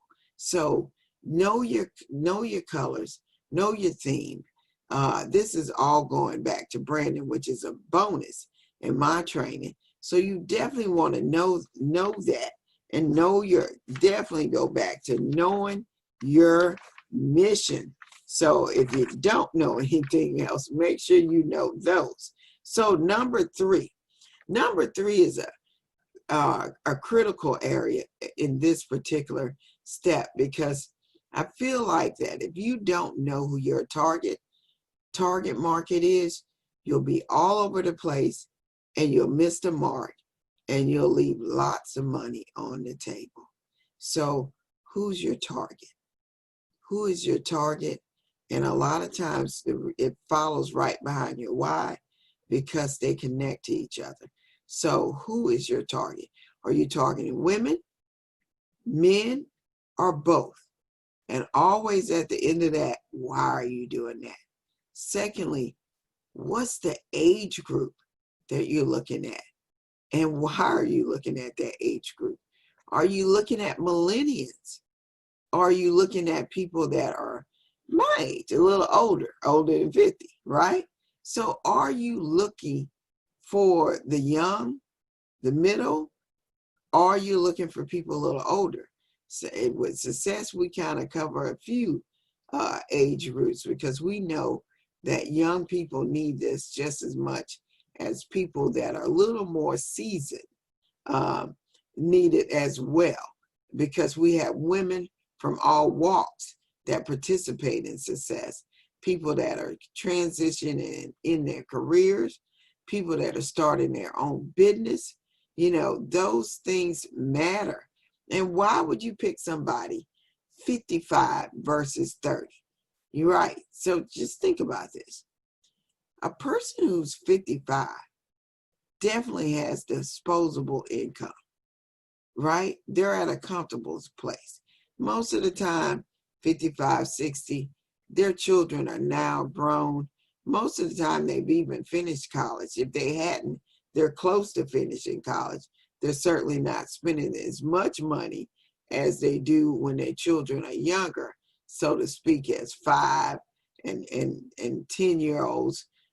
As when I used to travel on the road, you spend a lot of money when your children are still in grade school. So a lot of times the millennials don't have as much disposable money. So what does that mean to your event? Somebody who has disposable income is more likely to buy a higher up ticket. They're not looking for what I call the butts in the seat ticket, the base ticket. They want a better experience. They want to connect to that keynote. They want the full out experience. And some of them want all of the experience. But you typically, like I said, those are people typically older. There are occasionally the other, but most of the time, these people are older. They're looking to have a full out experience. A lot of times they'll get their girlfriends to come with them. So you want to make sure that you look at the age group and you really consider what this means to your ticket sale. And trust me, it can mean the bottom line being higher or lower. So definitely when you're looking at these things, think about what age group you're going to mainly target. And if you're looking to do the millennials and the baby boomers, you just need to make sure you have ticket prices that cover both. Because this is critical when you're planning out your how to make money from your events. And why I said tickets can be an up and down thing, because you got to consider so many things when you're deciding this factor. Now, I just gave you a few tips right now about making your plan on how to create a profitable event. There are many more things that I'm going to discuss throughout the conference, like location, why it matters, and now with location being even more important, because one of the locations that's driving everything is virtual. So we want to talk about that. So make sure you tune in as I come back on several other conversations and talk about how to make your plan and how to create a profitable event. Now, I'm Karen Cherry. I want to make sure if you're thinking about doing an event and you haven't done one before, or you're seasoned and you're really not making any money, so you definitely want to get away from that. So that being said, connect with me, connect on the site. There's a place where you can sign up to find out more information about our group coaching program that's going to be coming up really soon. And I want you to be a part of that. And we're going to offer a really great deal, but you got to stay tuned. Join us tomorrow as I announce what that looks like, and you can be a part of that as well. So make sure to connect with me. And if you don't know where to connect me, look on the broadcast page, and join the How to Create a Profitable Event. I'm Karen Cherry. Thank you. All right. I can only give you so many tips. And so I hope you had your notes, because I will be talking about creating a profitable event throughout the next several days. So make sure that you're taking notes. And if you really want to get a full effect, you definitely want to buy your elite ticket experience, because during the mastermind, we're going to drill a little deeper, and we're going to offer a special that's only for the Power Up Summit attendees during the mastermind. We're going to offer a special. So you want to stay tuned in, because you want to be a part of the group that learns how to create a profitable event, or how to pivot like we just done with Power Up Summit. You want to learn from somebody that's already been there. I've been doing this for over 15 years, as I said before. So you definitely want to make sure that you're in that mastermind on Sunday as well. So I didn't want to talk too long, because we have coming up none other than Dr. Cheryl Wood. Yes, Dr. Wood is in the house, international speaker. She is an 11-time best-selling author, a leadership expert, and a master speaker development coach. That's right. She definitely is one of the master speaker development coaches. And she's going to be talking to you. She's going to be sharing with you how to power up your profits as a virtual information expert during COVID. That's right. She's going to teach you how to create another stream of revenue during COVID. This is some of the things that I've been talking about. We're in a time of creation, and I'm telling you right now, you need to get creative. You need to create another stream of revenue. So make sure you tune in, but don't just hold this to yourself. Don't just keep this to yourself, because we have friends and families and other colleagues that might want to hear this information as well. So while it's free right now, they can register right now for this free broadcast. But we're asking you to share this out right now to your friends, family, colleague. Just share it out and start a watch party so everybody can join in on the conversation as well. As Dr. Cheryl Wood takes the stage right now, we ask that you share it out. And here you are, our keynote for the day, Dr. Cheryl Wood. Hey, everybody. This is Dr. Cheryl Wood, international empowerment speaker, master speaker development coach, and 11-time best-selling author. And I am so excited. I'm so fired up about this opportunity to be here as a part of the Power Up Summit. And first, I have to do first things first. I have got to thank Kern Cherry. Thank you so much for your willingness to move forward with your vision, even in spite of the fact that this was going to be held as a live event. You were willing to still execute the vision, even though you had to shift, even though you had to create change almost at the last minute. You still said, hey, I've got to show up and serve my people, my tribe, my community who is depending on me. They're looking to me for guidance, for direction during these uncertain times. And so I just want to celebrate you and say kudos for executing even in the face of change, even in the face of uncertainty. We're here. And thank you for the invitation for having me as a part of this amazing summit. So for those of you, this is your first time hearing me, experiencing me, maybe you don't know who is Dr. Cheryl Wood. I briefly want to share with you my story, and then I really want to dig deep into today's topic. And the topic that I'm going to present is going to be all about how to power up your profits as an information expert, a virtual information expert, even during COVID-19. Because look, one of two things are happening for businesses right now. Either you are barely surviving because of what's happening due to COVID-19, or you're thriving. And I think all of us can agree that we have seen businesses who are on both ends of that scope. We've seen businesses who are struggling. They're in a space of desperation and scarcity. They don't even know how much longer they're going to be able to keep their doors open. But we've also seen on the opposite end of that, amazing businesses that are thriving. and are generating more profits now than even before COVID.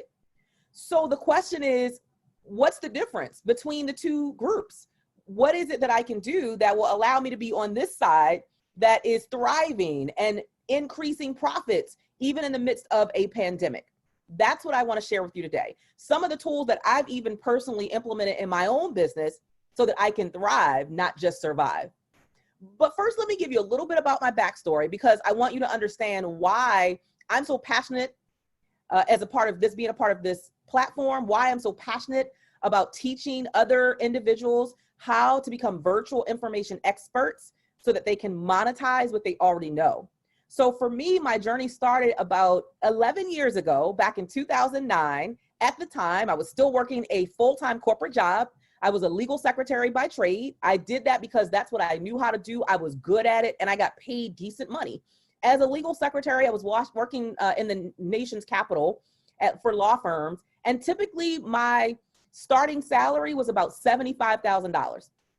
I would always be in these highly visible positions. I always had the gift of communication. You know how you have a gift, but a lot of times we sit on our gifts, and a lot of times we diminish our gifts because it comes to us so easy? That was me. For 15 years, that was me. Going to somebody else's job, working in a 10 by 10 cubicle, no window, never knew what the weather was like outside. And I sit at that desk all day from 8:30 in the morning, sometimes till 6:30 or 7:30 in the evening, based on what was happening. And it just wasn't okay. At a certain point in my life, it wasn't okay anymore that I was doing something I didn't love. I was doing something, going and supporting someone else's dream, and my name would never be on the outside of the building, so that wasn't connected to my legacy. It wasn't okay because I hadn't tapped into the thing that was my God-given assignment. And I know that's going to resonate with somebody who's going to listen to this, because every one of us has a God-given assignment, a divine assignment, if you will. And every one of us has these unique, special gifts that have been given to us to use to impact other people's lives, to transform other people's lives, to transform our own lives. But so often we don't execute on it. We just sit on it. And so what I share quite often is that you are sitting on what someone else is waiting on. Can you just type that? Type that in the feed, wherever you're listening to this. I am sitting on what someone else is waiting on. In fact, let's change that. And let's just say, I will no longer sit on what someone else is waiting on. That means you are making an intentional decision that what you possess, what you know, what you've learned, what you've experienced holds so much value that you would not dare keep it to yourself. So again, you're looking at a woman who now, yes, I'm an international speaker. I travel all over the world. I've traveled and spoken in South Africa, in India, in France, the United Kingdom, Canada, the Bahamas, and that's just to name a few. I've spoken all across the United States. I've spoken for amazing organizations, including NASA. Just this year in 2020, NASA hired me to speak do a leadership training for their group of people. I've spoken for the FBI, the U.S. Department of Defense, the U.S. Department of Agriculture, law firms, big conferences, the Power Networking Conference with Dr. George Fraser. The list goes on and on and on. I've been featured in Forbes magazine, Black Enterprise, Essence, and all of that is so juicy and sexy. I always like to say I'm in my sexy chapter 10 right now. It's juicy and it's sexy and it sounds like, oh, wow, I want that. But the reality is it did not start there. It started with me being frustrated on my corporate job, being tired of doing the same thing over and over and over again and no different results. And we know the definition of that is what? Insanity. I got tired of building somebody else's dream, punching a time clock, having to come and go when someone else told me I had to come and go. I got tired of dropping my 3 young kids off at daycare at 6 in the morning, didn't get back to see them until 6 at night. And then I brought home the worst parts of me to my family, my husband and my kids, because I was frustrated. I was disappointed. I felt that I was living a lackluster life. So I felt like I was existing, not living. And I just got tired. And so it was being tired and being frustrated that prompted me to start my journey. And I didn't have all the answers when I started. And I didn't have a full blueprint when I started. But I was willing to learn and grow. I was willing to invest in myself. And I was willing to ultimately see myself as an information expert who was sitting on what someone else was waiting on. I had to shift everything about my perspective about who I was. I had to shift my belief system. I had to shift my mindset and what I was saying to myself about myself. I had to get rid of toxic thinking about the fact that, oh, because I grew up in poverty as a young girl, and because I was a legal secretary for 15 years instead of, oh, I wasn't a director, I wasn't a supervisor, I wasn't a C-suite person, right? All of this stuff that I was telling myself about why I wasn't adequate, why I wasn't qualified, why I wasn't enough. I had to eliminate all of that stinking thinking. And I had to realize that it wasn't just through knowledge and education. It wasn't just through titles or positions that people become an information expert. You become an information expert through your real life experience, or as I like to say, your on-the-job training. And I mean on-the-job training from every aspect of your life. Yes, from your career. Yes, from being a mother. Yes, from being a wife, from being someone who has to organize my household on a daily basis. Like every part of me is what I have to bring into my business to understand just how powerful I am as an information expert. When you look up the word expert in the dictionary, this is what the word says. An expert is a person who has a special skill or knowledge that's related to a particular subject. So I had to drill down on everything that I knew and then drill down further on the thing that I felt was my specialized skill set. What was that specialized knowledge that I could offer into the marketplace to teach someone what I knew, but they didn't know yet. And that really does require you believing in yourself. That requires you understanding that you have value right now, just as you are. And what I find a lot of times through the customers and the clients that I work with, my individual coaching clients, through the people who come through my speaker training certification program, I've learned that oftentimes we diminish what we know because it comes so easy to us. So we don't view it as a specialized skill. We don't view it as specialized knowledge that, oh, someone else would be willing to invest in, because we've diminished how valuable it is. So that's number one. You got to get out of that mindset that what you're sitting on isn't valuable. It is valuable.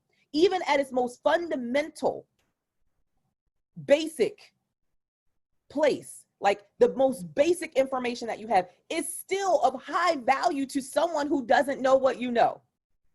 Just think about it for a moment. Think about when you've witnessed someone who is walking in their brilliance. They're walking in their lane of expertise, and you're looking on and you're observing in awe. And what do you say? Man, I sure wish I could do that. My daughter, my 16-year-old daughter, does henna, and you can kind of see it a little bit on my hands now. It's kind of fading away because it's like several weeks old. But I look in awe at her, and I'm like, man, I wish I was that creative. Man, I sure wish I had that skill set to draw and to be creative and doing those henna designs for people. The same way you look at other people in awe, but to them it comes so easy and so simple, and they probably diminish it, is the same way that people are looking at you and your expertise. Man, the way that she articulates herself. Wow, the way that he is able to crunch those numbers. Wow, the way that she is able to just pull herself together, be so fashionable and trendy.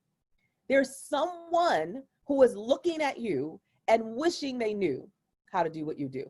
And it's your job, if you're really going to be a legacy creator, because see, legacy, when we look at the word legacy, that means you're passing something down. So if you're really going to be a legacy creator, you are passing down what you know. So every time we hear those words, oh, I'm going to create legacy, I'm going to create legacy, are you really creating legacy? Are you really teaching other people what you know? Are you sharing with them the talents that you have so that it touches and transforms someone else's life so that they are able to get to whatever their big end result is? And a big part of that is through this space called being a virtual information expert. Why? Because that's how people are consuming content right now. So I want to introduce this somewhat, it's not a new word, but I want to introduce a word that I have not been hearing much as we've been in this space of COVID. I hear a lot about the word shift. I hear a lot about the word pivot. But as I said and really thought about it, I said, what is it that business owners really need to implement if they're going to thrive during COVID? And the word that I came up with is adapt. If you're going to thrive, if you're still going to see your money increasing, even during a pandemic, you must adapt. The word adapt, it means to become adjusted to new conditions. These are new conditions. This is unprecedented, uncharted territory for all of us. I don't think most of us have never lived through a pandemic. So these are new conditions. But when you are willing to adjust to the new conditions, what that means is you're not going to stay stuck in your own way of doing things. You're not going to stay stuck in the old way of doing things. You're not going to simply sit and say, oh, I don't know what to do. You're going to figure that out because you're going to be willing to adjust. That's what the word adapt means, to adjust to new conditions. And even though it might be uncomfortable, even though it's unfamiliar, it's new territory, you are willing to be a trailblazer. You are willing to get out in front of everybody else and say, I'm going to adapt. I am going to keep providing what I know into the marketplace so that someone else gets exactly what they need. And that's why I admire Kern for moving forward with this summit, even though it was intended as a live summit. She is the perfect example of what it means to adapt. Okay, look, people are scared to travel right now. People are scared to come out. COVID is increasing again. So we've got to come back and we've got to stay settled where we are and enjoy some of this still time that we have, but also maximize the still time. So you have to be willing to adjust. You have to be willing to adapt to the new conditions. So I want you to just type that in the feed. I am willing to adapt so that I can thrive. I am willing to adapt so that I can thrive. And when you adapt, you will understand that there is still a way for you to be relevant. There's still a way for you to be relatable, and there's still a way for you to be profitable in your business, even though you've had to adapt and adjust to new conditions. So the question that you need to ask yourself is this: am I making sure that I'm showing up in the marketplace and being a creator and a producer, not just a consumer? Am I showing up in the marketplace and making sure that I'm showing up as a creator and a producer, not just a consumer? Buying and selling is still happening. Buying and selling is still happening. How many things have you purchased since we've been in COVID, which has been at about the early part of March? How many things have you purchased? So we already know that you're consuming. Even I'm consuming. I can't even tell you how much I've spent on MAC makeup and products between MAC and Mary Kay, because my sister sells Mary Kay. So because I have to beat my face for every virtual conference that I'm a part of, every summit that I'm a part of, every podcast, if they're video recording it, every virtual interview, Facebook Live that I do, I need to beat my face. So I've spent a lot of money on makeup products, more than I've ever spent before. Y'all, that's called buying and selling. It's still happening. I've purchased more books now in COVID-19 than I have probably in the past 3 years, because I've been doing these free training series, and every time one of the experts recommends a book, I'm on Amazon right away and I'm purchasing that book. I've purchased clothes online. Why? Because a lot of the malls have been closed until recently. So are you buying? The answer is automatically yes. We know that you're buying something, but are you selling something? Are you selling what you know? Are you selling your expertise so that you are not just a consumer, but that you are a creator and a producer who's able to still increase profits even during a pandemic? And the beautiful thing is that a big piece of what people are buying right now and what they're looking for right now is education. It's learning. It's training, it's development. Why? Because they have more still time, STILL, meaning we're sitting still. We've been in quarantine. Even though we're no longer in quarantine, we're still encouraged to stay at home, right? You're not able to go out and enjoy certain things the way we used to. Even though businesses are slowly opening again, these are new conditions. Going back to the word adapt. You're adjusting to new conditions. So people are investing in the things that they can invest in from home, which a lot of that is learning, education, training, and development. Just think about what you've seen in the marketplace. Every class that you can think of, people are hosting, and they're doing it virtually, which there's a beautiful thing in that. The beauty in that is that you automatically go from fishing in the local pond to fishing in the global ocean. That's the beautiful piece about becoming a virtual information expert. You are no longer just fishing in the local pond, you are fishing in the global ocean, because virtual allows you to touch lives globally, not just locally. So even for myself as an international speaker, normally I don't have this much still time. I am normally on a plane, a train, somewhere, on an automobile going somewhere, flying to somebody's event to speak, whether it's here in the US or whether it's a international event. I'm at least 3 times a month, 4 times a month, I'm flying, I'm somewhere else. So I don't have this type of still time. So we have something that is to our advantage as business owners, is that people are at home. People have still time to invest in learning almost at a level they've never had time to invest in before. I've seen everything from dance classes to photography classes to cooking classes to business and entrepreneurship classes, budgeting classes, how to get my finances in order. Like, I've seen classes and training and master classes at an all-time high. The question is, are you maximizing that? Are you maximizing that potential to touch people's lives through being a virtual information expert? And so as you're considering that, and you're considering, hey, either I need to start doing it and I need to get over myself and get over my own fears about, oh, I don't know technology. Guess what? I'm not a huge tech savvy person, but I'm going to make some money. I'm going to sell some stuff in the marketplace. I am not going to allow my business to fold just because I have to adapt. No, that's not our mindset. Our mindset is, I am willing to adapt. I'm willing to adjust to these new conditions. I'm willing to shift. I'm willing to pivot. I'm willing to do what's necessary to get my message into the marketplace based on how people are currently consuming it. So here's what I want to offer you today. First of all, I want to offer you some questions to think about as you're considering becoming a virtual information expert, even during this pandemic. And I want to offer you an idea to help broaden your mind of some of the things that you can sell as an information expert so that you can increase your profits. Does that sound good, everybody? If that sounds good, type that in the V. Sounds good, Dr. Cheryl. That sounds good. I'm ready. Go ahead. I want to hear y'all. That sounds good, Dr. Wood. I'm ready. All right. So here's the first thing you want to do. You want to identify who and what. Identify who and what. So here's the what. Let me start with the what. The what is, what specialized knowledge do I currently possess that someone else wishes they knew? And that means you got to take an inventory of what you know.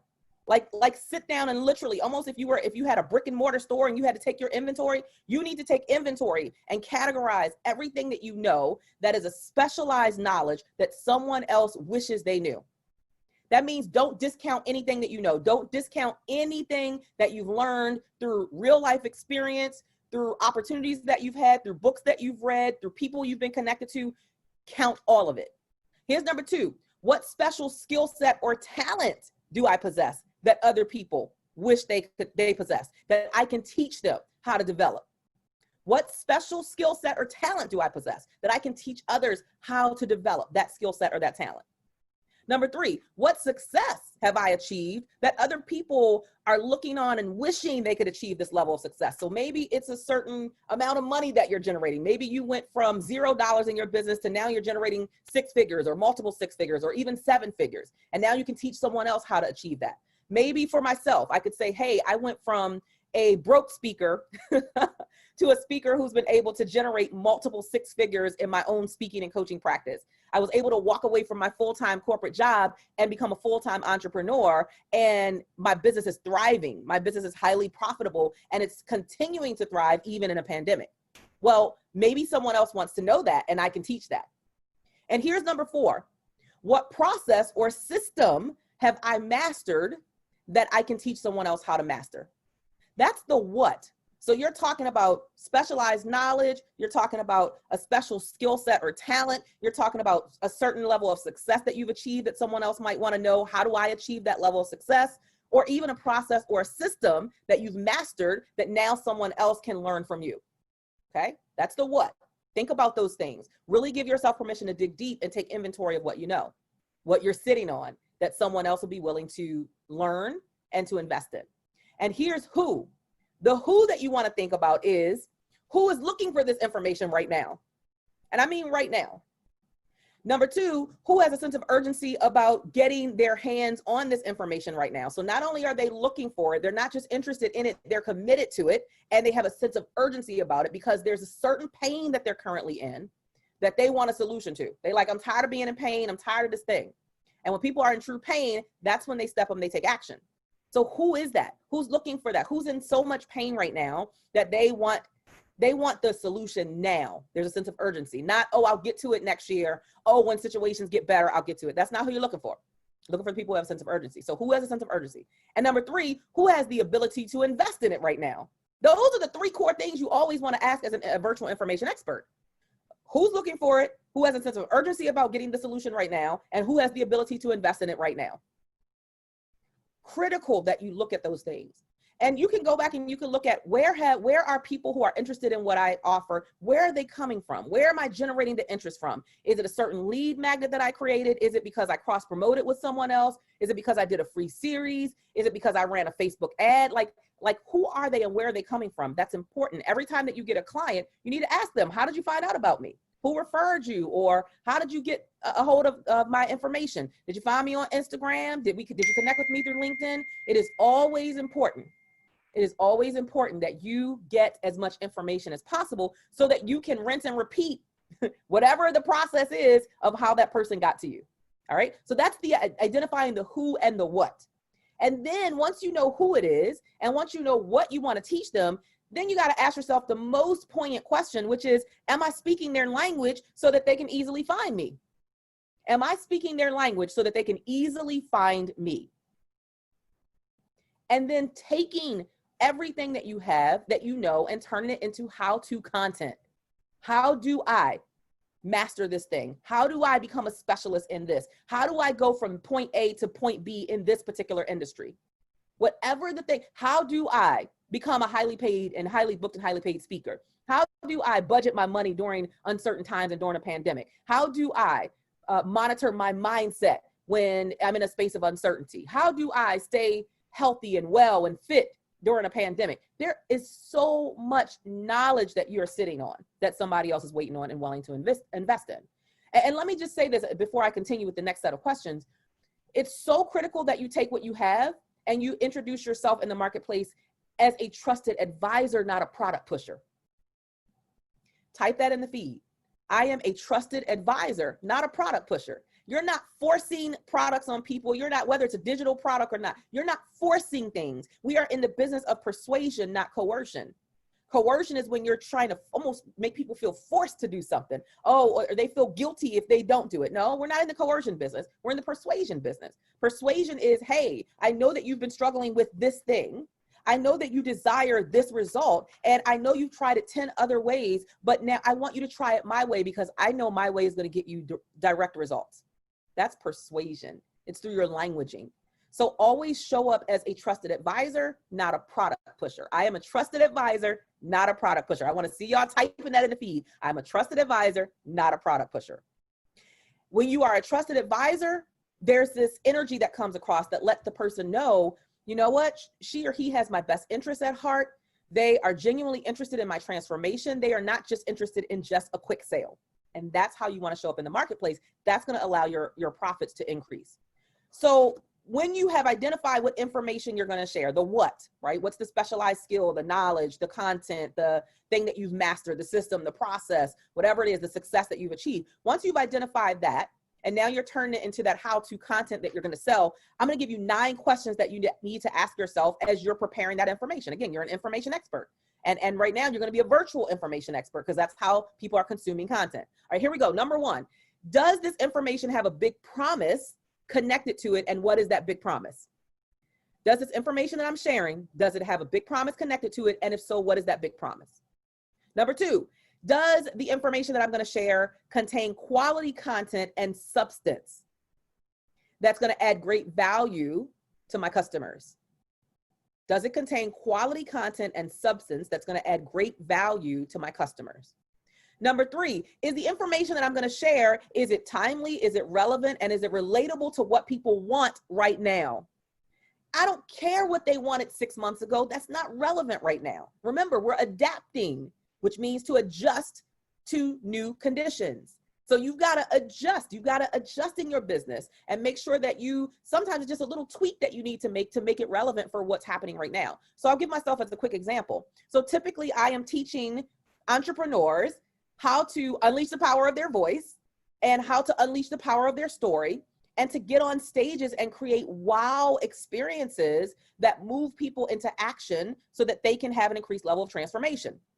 I'm normally teaching people how to dominate the stage, a live stage. You know, what do I say? How do I say it? When do I pull in my story? How do I develop my signature speech or my keynote presentation? You know, what do I do with my hands? You know, how do I show that I'm energized? How do I engage the audience more? How much do I charge to come and speak? Do I have to have a speaker contract? Like, the list is extensive of the things that I teach new and emerging and aspiring speakers, right? Now we're in COVID. There's no live stages. Does that mean I sit still and sit quiet and don't teach anyone anything because there's no live stages? Absolutely not. What did I do, y'all? What did I do? Who knows? I had to choose to adapt. I had to choose to adapt, which means to adjust to new conditions, which meant I could still teach people how to dominate stages. Now, the only difference is I teach them how to dominate virtual stages.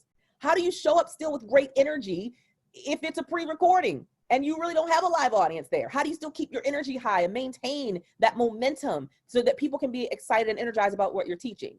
How do you show up for every presentation and give a wow presentation? What do you have to think about before you press go live on that, whatever that virtual summit or conference is? How do you share your information in a condensed way? Because most times we're only speaking for 20 or 30 minutes. We're not speaking for 60 minutes like we are in a lot of live stages. So all I had to do is tweak things just a little bit to still be relevant and relatable and thus profitable. Does that make sense, everybody? So number 3 is the information that I'm sharing. Is it timely? Is it relevant? Is it relatable to what people want right now? Here's number 4. Does the information I'm sharing have practical, easy to implement strategies? Because people want to feel like they can achieve what you've achieved. Plain and simple. They want to feel like they can achieve what you've achieved, that they can somehow get to the place where you are. And so you have to make sure that the content that you're sharing is practical and it's easy to implement. All right, number 5, does the information that I'm sharing have identifiable and measurable takeaways so that people will be able to see their growth along the journey? Does it have identifiable and measurable takeaways so that my customers will be able to see their growth along the journey? Number 6, am I delivering my information, my content, in a way that is compelling, that is interactive and engaging? Why? Because engagement increases people's experience and their willingness to say yes to the next step. So it has to be engaging. It has to be interactive. They have to feel like, you know what, you're speaking to them, not at them. Are you sharing your information in a way that speaks to their heart, their soul, what they want, what they're craving for, what they have a sense of urgency about? And is it engaging and interactive? It pulls them in, not like a lecture, right? Hopefully this doesn't feel like a lecture. This shouldn't feel like a lecture. This should feel like we're having a conversation in your living room or in your kitchen, right? Because there is a strategy for that, for being able to deliver a presentation that way. So again, am I delivering my information and my content in a way that's compelling, interactive, and engaging? Here's the last 3 questions. Number 7, does my information contain versatile learning styles? Because people learn different. Have I incorporated things for people who are visual learners, people who are auditory learners, and people who are kinesthetic learners? Am I making sure that I tap into every type of customer that I might come in contact with as I'm delivering my message so that it adds greater value to a broader audience? Number 8, is my information, this is key, y'all, is it authentic to who I am and what I believe? Does it really reflect my true voice?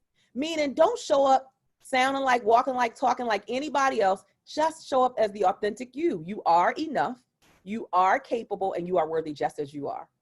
You never want to be a good imitation of someone else. No, you want to be the most amazing representation of the true, authentic, genuine you. And number 9, does it include my story? Does my information, when I'm out here saying I'm an expert, am I making sure that I include my story? I share with you guys in this presentation my story about working in the corporate environment as a legal secretary for 15 years. I shared my pain of dropping my kids off at 6 in the morning and not picking them back up until 6 p.m. and giving them the worst parts of me. I talked about building somebody else's dream, but my name would never be on the outside of that law firm building, right? That's my story, so that there's a deeper connection. And in your story, there are 2 parts to the story. There's your mess and your success. And you have to incorporate both when you are showing up as an information expert. Your mess is your connection to every client, every customer, every audience. And your success is your credibility with that customer or that client or that audience. Okay. So you want to make sure that you're creating what people want, not what you think they need as an information expert. You want to make sure you make it easy for people to be able to find you, connect with you, and buy from you. You want to serve first and sell later. That's why we said be a trusted advisor, not a product pusher. And guys, you want to get into the habit of asking for referrals from customers who you've helped to create transformation in their life. Like, those are the best people to ask for referrals. As I'm starting to wrap up, I want to share with you a list of that I call my DPO, which are ways that you can start generating revenue almost immediately as a virtual information expert in the marketplace now, even amidst COVID-19. A DPO is what I refer to as my diversified portfolio of offerings. That just means you have a menu of options that you're extending to people of how they can purchase from you. So let me run through these really quickly because I want to make sure I stay on time, and I want to give all of these to you. You guys ready? So I'm going to run through them, and you can always come back. I believe there's going to potentially be a way for you to listen to a replay, but you'll be able to come back and listen to that again. So it's a DPO. What's my diversified portfolio of offerings? All right, these are virtual ways that you can serve the world virtually based on the expertise that you already have. You don't have to go get another certification or degree. Just take what you already know and format it into these things. Number one, virtual training courses. Maybe it's a 4-week, maybe it's a 6-week, maybe it's an 8-week, whatever you decide the time frame. Number two, membership platforms. Big chunk of passive income. I have a membership called Elevation Entourage. We have about 275 women who are in that platform right now. We just started less than, I think it's been 60 days now, 60 days ago. And that's passive income. Every month that revenue is coming in. So that's 275 people at $27 a month. You do the math. So membership platforms are huge. Number three, video or audio recordings are big. Number four, bundle packages. So maybe you're bundling a masterclass with some templates or with a virtual training course or pre-recorded something, audios. You can bundle things together and deliver it to people in a bundle package where they get more value for their dollar. Number five, paid webinars or free webinars that lead to a sale at the end of that webinar. Number six, downloadables and printables are huge right now. Worksheets and cheat sheets and templates and checklists and questionnaires and assessments, how-to lists, tutorial guides. Like, you should be tapping into all of those things that people can just click, they buy, and they download it automatically so that they can work on it. Number seven, any type of digital product, virtual product. Number eight, masterminds. Number nine, individual coaching. Number 10, group coaching programs. 11, masterclass sessions, right? All this is virtual stuff that you can be using to generate increased revenue and profits. Don't sleep on this stuff. And you can't just do one. It's not just one or two. Can you implement 6 or 7 of these? That's why we call it multiple streams of revenue, right? Number 12, certification programs. I have a certification program called Vocalize Women's Speaker Academy. And in that academy, I have a speaker certification program for women. And guess what? That's all delivered virtually. So you can still run your certification programs virtually. Number 13, affiliates. You can do affiliates for services and products. 14, books, your paperback, your hardback books that people can purchase from online. And you can have it where they purchase it through Amazon and you're getting those royalties, or they can purchase it directly from your website or your sales page and you collect all of the money. Then you just have to be responsible for shipping it out. However, whatever works best for you. Number 15, what I call paid pick my brain strategy sessions. So people are always asking me, Dr. Wood, can I pick your brain? Can I pick your brain? Sure you can. Let me send you the invoice for that. So I don't turn people down and deny them from picking my brain, but that is going to cost you. Why? Because success is never free. It wasn't free for me. It's never going to be free for anyone. Number 16, ebooks, informational ebooks that teach people how to do something step by step. Really big right now in the marketplace. 17, repurpose content. What did you do 6 months ago, 12 months ago, 2 years ago? Was it a webinar? Was it a class? Was it a video record? What is it that you can pull out of the archives or out of the vault and repurpose it for people to purchase now? Number 18, client referral systems, meaning you increase your profits by having a client referral system set up where when people refer people to you and they sign up for your program or your package or your course or whatever it is that you're offering, they get a percentage. But guess what? You getting that money is better to get the 75%. Let's say that your payout fee is 25%. Better for you to get that 75% than to get no percent. So don't be afraid to embark upon referral systems where people get a payout based on them sending paying customers to you. Number 19, rev share speaking opportunities. That's when an organization says, hey, we're having this virtual event, this virtual conference, and we want you to come and speak, and we're going to put butts in the seat. You can sell your program or your course or your training or your audio, whatever it is that you have to sell, and we'll take a percentage of that. 20, book anthology projects. I'm doing a book anthology project right now called Courageous Enough to Launch. I had 47 women who said yes to being a part of that project. I only charged $600 for the project, but at 47 times 600, we generated $28,000 from one book project. And we're not doing a live launch, we're just doing a virtual launch. So our expenses are less, which is why we lessen the investment for the people who said yes to participating in it, right? You guys getting this? And then last but not least, number 21, products and merchandise, your t-shirts, your journal books, your mugs, guys, do it all. Sell it all so that you can keep those profit margins increasing. You do not have to struggle in business, even though we're in a pandemic. You can thrive. You can not only survive, you can thrive. Your profits can really go out of the roof now. Please do not underestimate the fact that buying and selling is still happening. Buying and selling is still happening. The only question is, are you just buying as a consumer? Or are you making sure that you offer things in the marketplace as a creator and a producer? In closing, I want to share this quote that it just touches my soul. I keep it nearby. I keep it on my phone. I have it posted up on my wall. And it resonates with me so much because, as I mentioned at the beginning of this session, every single one of you, you are an original masterpiece. Last year, I hosted my first International Women's Conference in Paris, France, and I got to go to the Louvre Museum. And in the Louvre Museum is the Mona Lisa. People come from all around the world, from every country, and stand in line, including myself and my family. We stood in line just to get a glimpse of the Mona Lisa, just to take a picture of the Mona Lisa, because it's an original masterpiece. You are an original masterpiece as well. And you have the ability to serve people from all over the world with your knowledge, your skill set, your talents, your experiences. Someone somewhere is waiting on what you know right now. They want to learn it. They're looking at you in admiration and in awe. And you don't have to be the person who has millions of followers. You don't have to be the person who has millions of likes. You don't have to have celebrity influence or any of that to still transform lives and be profitable as a virtual information expert. But you do have to show up. You have to do this. I have this 3-part formula. You have to show up, you have to speak up, you have to follow up over and over and over and over again, so that people know that you're there in the marketplace to serve their needs, so that you are showing them you have relevant and relatable content that's going to add value to their lives, even during a pandemic. So I want to share this quote as I close out. It's by Miles Monroe.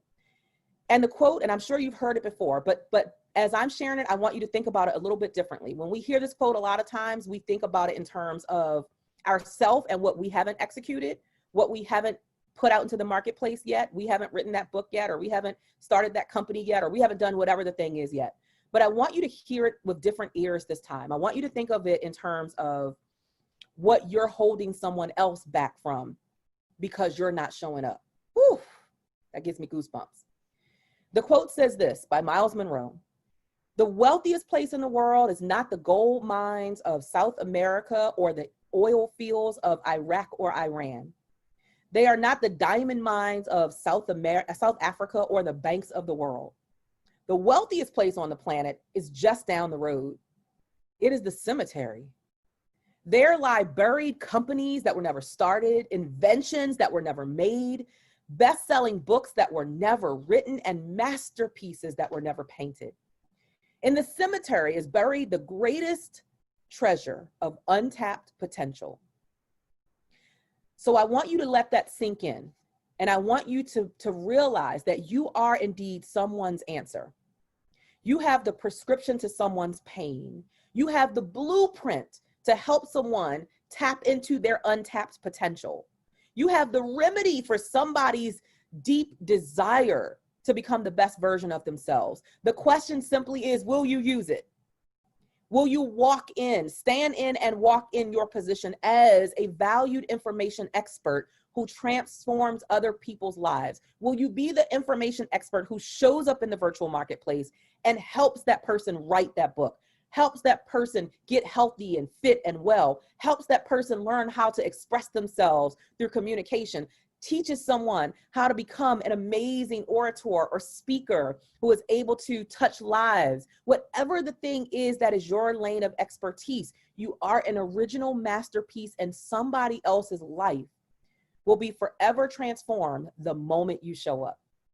So that's a decision that you have to make. Are you going to show up?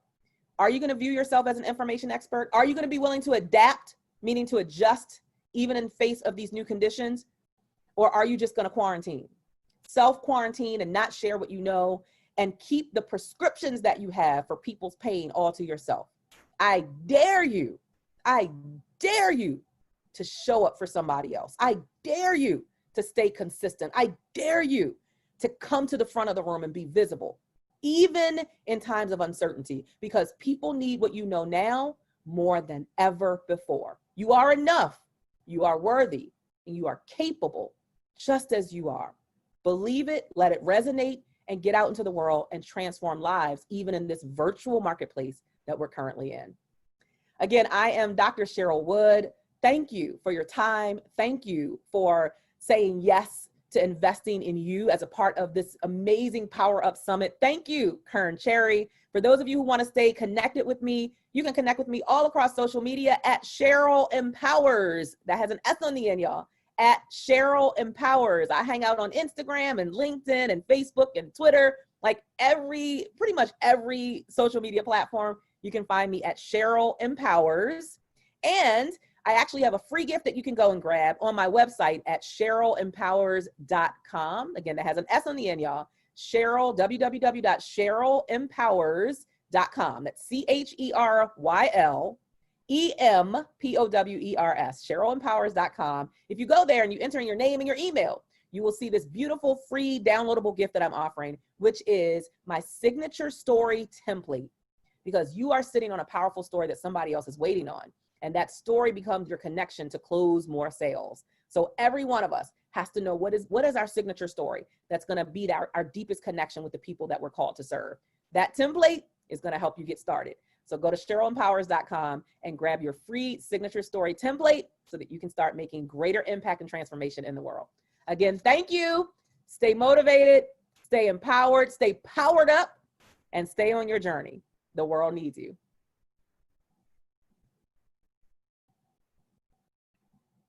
Wow, as usual, Dr. Cheryl Wood always delivers, always elevating. That's right, elevation entourage. I know you ladies are out there enjoying, and I hope you are sharing, because we are, when Dr. Cheryl Wood is in the house, she always brings her entourage with her. And so I'm so thrilled that she's always willing and always delivering and dropping those nuggets. So I hope you took note. I hope you enjoyed what she delivered, as we're now going to an amazing panel discussion. And I'm so thrilled at the ladies that I get to talk to in this panel discussion about how you show up. How you show up. How many of you actually think about how you show up on the internet? How are you showing up on the social media platform? Yes, it's Facebook, Instagram, and other places, but how are you being seen when you show up? So we're deep diving into this conversation, and we want to make sure to give you some tips on what you can do to make sure that when you show up, you're always showing up well, and that no matter when they see this video from about you in the future, it is always evergreen, and it will represent you well forever. So join me in the conversation with Pam Perry, PR coach and Speaker Magazine, Renee Huffman of Women of Dignity, Lauren Sinclair, my stylist. That's right, my stylist. If you were at Success Women's Conference last year, then you know that she is the stylist. In addition to that, we have Shadera Allison, one of our own ambassador, Power Up co-chair ambassador. And we're going to be diving in deep on how you show up. Welcome to the Power Up Summit panel discussion on how you show up. And I am so fortunate today to be joined by several experts in the field. We're going to talk about how you're showing up on the internet, on the social media platforms, or just in general. So today I have with me Pam Perry, Speaker Magazine, PR coach. My stylist, Lauren Sinclair, is here in the house as well. And then I have the fabulous Renee Huffman is also here, Women of Dignity. And then Shadera, and she know I mess up her name, I'm sorry. Allison is also with us as well, you know, one of our brand ambassadors for the Power Up Summit. So I'm gonna have each one of them introduce themselves so you can kind of get to know who they are and make sure you follow them as well. So Pam, let's start off with you. Yes, thank you, Karen. This is so cool. Power Up Summit. I love it. I love it. So I hail from Detroit. I'm a publicist, trained publicist for the last 3 decades. And I'm the publisher of Speakers Magazine, which is 3 years old, which you were the cover girl for the month of May. Yay! And I just really just thank you for the opportunity to talk about what we've been talking about in private. So it's good. Time to bring it to light. Next up is Lauren Sinclair. Hi guys, I am Lauren Sinclair of Lauren Nicole Designs. I am a fashion, image, and brand strategist. I spent over a decade in television news, as well as being a fashion stylist and designer. I am so excited to be here, to be amongst this panel with beautiful women that are bringing it. So I am ready for this discussion because they are all bringing it right here to this digital stage. Yes. Thank you, Lauren. Next up, we have Renee Huffman. Hey, I'm Renee Huffman from Dallas, Texas, and I am the CEO of Women of Dignity Media, which includes a fabulous new magazine that Miss Cherry was just featured for July. And I do graphic designs, Dignity Custom Designs. And we help people with their branding, marketing, just restoring women with helping them to restore their dignity. That's my brand. Yes, thank you, Renee, and a beautiful magazine as well. And we have up one of our brand ambassadors, co-chair, Shadera Allison. Hello all. I am hailing from Greensboro, North Carolina. And I am an Amazon best-selling author, plus brand ambassador and influencer. It's nice to be here with all these beautiful ladies tonight. Yes, and these ladies do know how to show up. So we're going to dive right in because, yes, I've been having a lot of behind-the-scenes conversation with several of y'all.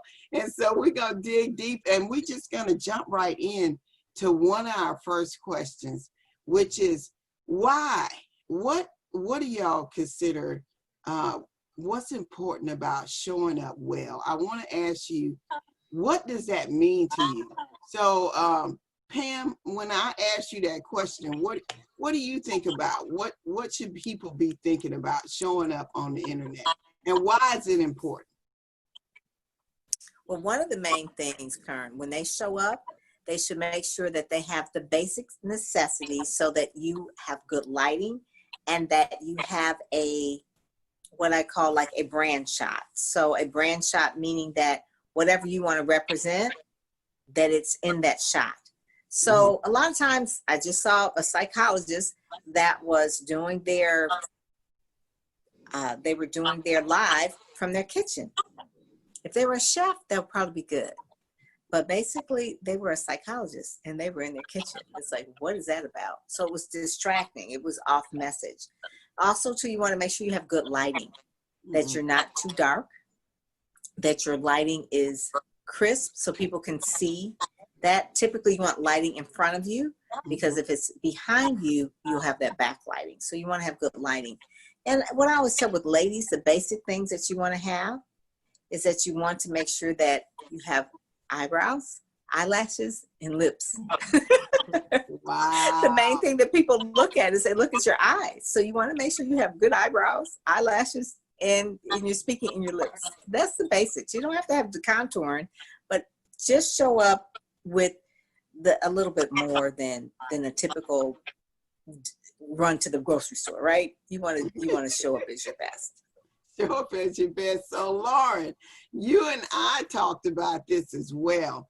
And I know you were telling me, as of course being my stylist, what can they do? What Pam just mentioned, what are some of the things they can do, easily do or buy to help them with that? Well, Pam touched on a lot of key things that I would definitely give as quick tips for someone to do, because a lot of people think, okay, I have to go out and buy a whole lot of stuff. Well, you don't.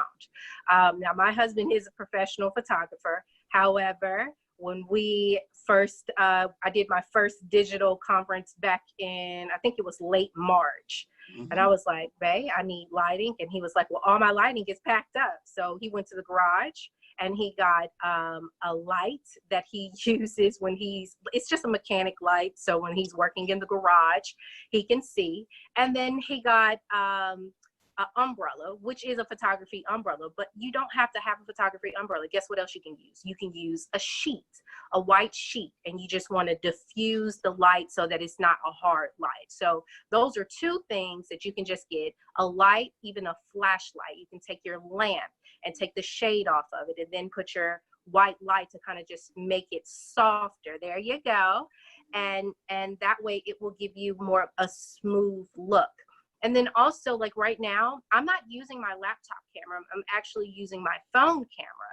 And that's because your laptop camera does not have the same quality as maybe your phone or a camera that is separate, that you would buy by itself. And so you want to also look at that. And that's something I didn't have to buy. That's something I already have. We all have a cell phone.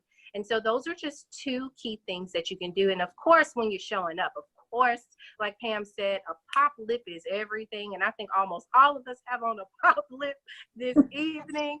So yes. A pop lip is always great. And of course, something really nice up top to really just show a little pizzazz, in which all our ladies came with a little bit of pizzazz this evening as well.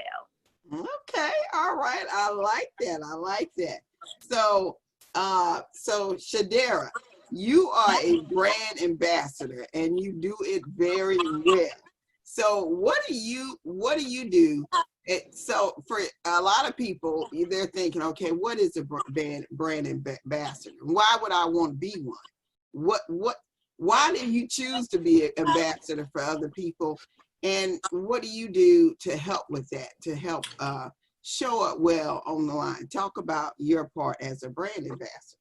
Well, I think it is energy, big energy. A lot of people actually have gotten to the point where they seek me out for that role because I bring a certain energy. So I tell people who are trying to promote, you have to have a real knowledge, a real vigor, a big energy. If you're not excited about who you are, who you're representing, then the community that you're marketing to has no other choice but to feel like, well, we don't know. So I always tell anyone who's looking to be a brand ambassador or looking to stand out to have a big positive energy and a real good belief, positive belief about what they're bringing to the stage. Another beauty tip, angles. Know your angles. A lot of people kind of get lost in the shuffle when they don't show up with their best self. The camera is your best friend if you know where to position it. So bring your best angle. And last but not least, the most important in my opinion is creativity and individuality. I think that even amongst women, you can get lost in trying to find out how to be this or who do and how to move these things around. But the best person in the best position you can show up in or of, even as a brand ambassador representing someone else, is yourself, bringing creative flair and bringing individuality. That is always the best key when you're wanting to show up strong anywhere on a platform. Gotcha. Okay. Well, yeah, exactly. So I am over to Renee, because Renee and I have had this conversation. I'm gonna ask Renee and Pam to comment on this question. So Renee, you and I have talked about photos because we've been tweaking some photos here. I should say you've been tweaking some photos. I hadn't been doing nothing but making comments. But many people, when you go out into the world and we're networking and we're doing pre-corona stuff, which is going in to an event, bringing our business cards, handing those out. And I always say that business card is going to be around long after you leave the room. So when you go virtually, you're now using your photos and pitching yourself. And I get asked many times, many times, can you send me a headshot and a bio and that type of stuff? So I want to start with your headshot. You know, so a lot of people just send whatever they got. And some of them, and I'm trying to coach people, but tell us what they really should be doing. Because you made some comments this week and I was like, well, the photo looks good. And you're like, the background, Karen. So, you know, kind of give us some input on what really makes a really nice photo from your view. Well, I mean, being in digital, you know, I call it the digital era.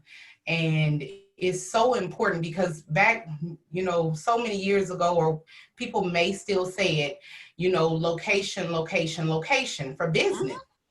And so now we're in the digital era. I want you to write this down today. Is presentation. It's how you present. That's what people are looking at. They're looking at your presentation. So with pictures, it's very simple. A white background. For all nationalities, we should have a white background, a nice headshot, looking forward. You want to make sure you're looking forward. You're not taking those model pictures. You just want to look straight so that when we do the flyers, it's not hard to position you. Behind the scenes is so much for us to do. So if you have a good photo, it makes us want to even do more for you. That's just the truth. When your picture is bad, it takes more time. So you just want to make sure that you have a good professional headshot. Your background, you should do white. Remember to do white. And let's talk about a little bit what I told you, Ms. Cherry. When you're African American and you have a black background and your skin color, they don't match. Your color doesn't pop. But we know with just general white and black, we know the black pops off of the white. So that's why it's so important to understand that you just need a white background and we can work from there. Okay, so Pam, so I want to come in my cover. I want the cheetah print on the front cover. Look, you have selected me and you picked me and you said, hey, Karen, send me some pictures and send me several so that we can look at them. But I want that cheetah print dress, you know, the one that I'm just saying. So what do you suggest when we're going for we're sending in covers and stuff? What should we be thinking about? Well, I'm kind of like, you do need to have a forward-looking picture, right? Mm-hmm. And you even see like George Fraser on the back. You know, you see both of those are very crisp, and you can see that it has a background that I can either knock out because it was a white background, I can knock out, and I can put other words to the right or to the left. So one of the main things that I'm finding is that people decide that this is a good picture. I'm dressed up. I took the picture in my car. The lighting was good. I have my seatbelt on. I call them the seatbelt selfies, and they look a hot mess. And it's like, that is not going to work as a professional shot. Yes, you do have your makeup done and your hair is done, but we do not want to see you in that car. We want to see the whole background clear so that I can knock out the background so that you're standing the right. Sometimes you take a picture like this where your shoulders are square, you don't look as good as if you turn it a little bit this way. This way it's like with a driver's license, right? You got that driver's license look, but sometimes if you just turn a little bit to the side, it's a little bit more flattering. So it's kind of like what someone said, you know your angles, right? You know your angles. But I find that most of the pictures that people are sending in are so bad because they think because it's a good picture with their cell phone that it's a good picture as a professional shot, and it's not. A professional knows what they're doing. They center you right, they have the right background, you have the right look, and it's really easy to manipulate. If I have to flip it to the left or to the right, it's just easier. And really, if you're a speaker, and you could be a great speaker, but if your shot is not good, people will doubt whether you speak well. That's just the bottom line. Because then they can't promote you because your picture is bad. People haven't heard you yet, but all they have is a picture, and they're trying to promote you on a flyer or something on a website, and your picture is bad. So that people, you need to invest in pictures. How much? At the very minimum, probably $250. You know, you could go do a setting and get, 5 pictures at least. Oh, wow. So that takes me over to Lauren, because I'm like, that is so important for people to know, because people think, well, I got to spend $50 and you're saying at minimal, they should be looking at $50 and get about 5 different shots, right? Right. $250. Yeah. Yeah, exactly. So different outfits. And different outfits. So that brings me to Lauren. Lauren, I'm getting ready to get my I'm going in for those photos, and I'm going in my closet. I'm pulling some stuff out. What should I be thinking about when I'm going in that closet?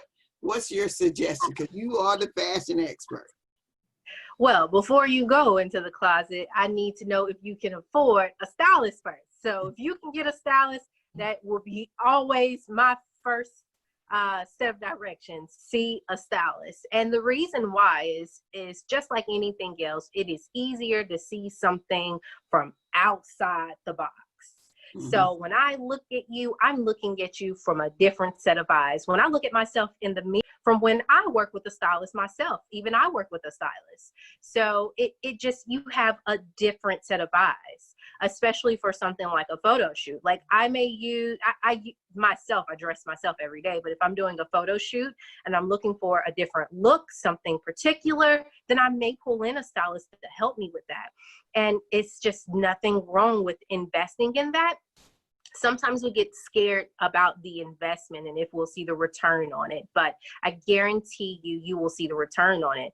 Like some of the other ladies have said, sometimes a picture is all you have to judge somebody on. And so if I don't know you, if I'm not your mom, your cousin, or your uncle, and all I'm going by is your picture, I can skip right over your event, skip right over your sponsored ad, skip right over your Instagram story.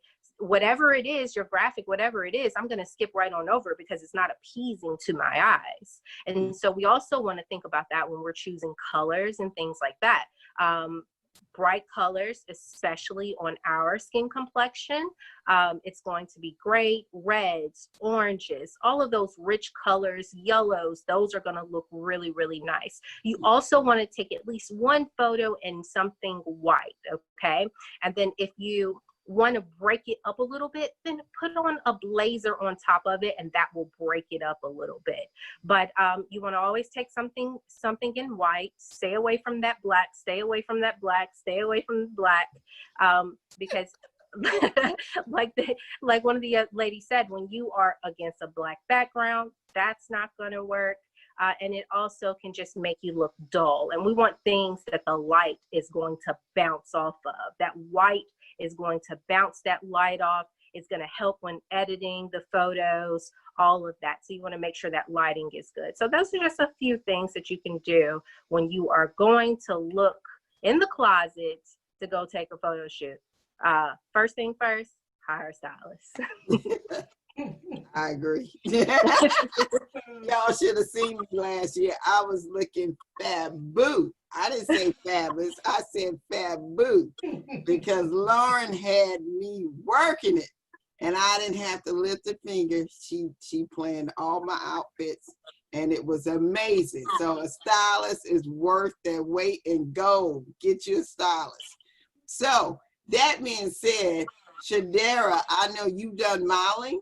And so, and it speaks to your talking about angling before, you know, so what do you do when you're going and getting those pictures?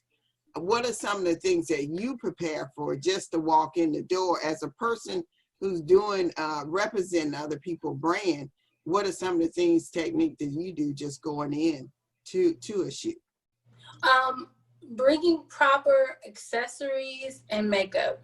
Everybody is not in love with their MUA. Some people have an on-set MUA and just don't have the chemistry it takes to kind of give you the look that you want, but you have to remain teachable and also bring accessories. Much needed red lip. All the ladies here rocking the lips. I am so for it tonight. It's a great staple. Even if you forgot anything else, never forget your concealer, a good base foundation, a red lip, and some mascara, because it's going to make the difference in between looking really ready for the camera and somebody who just is ill prepared.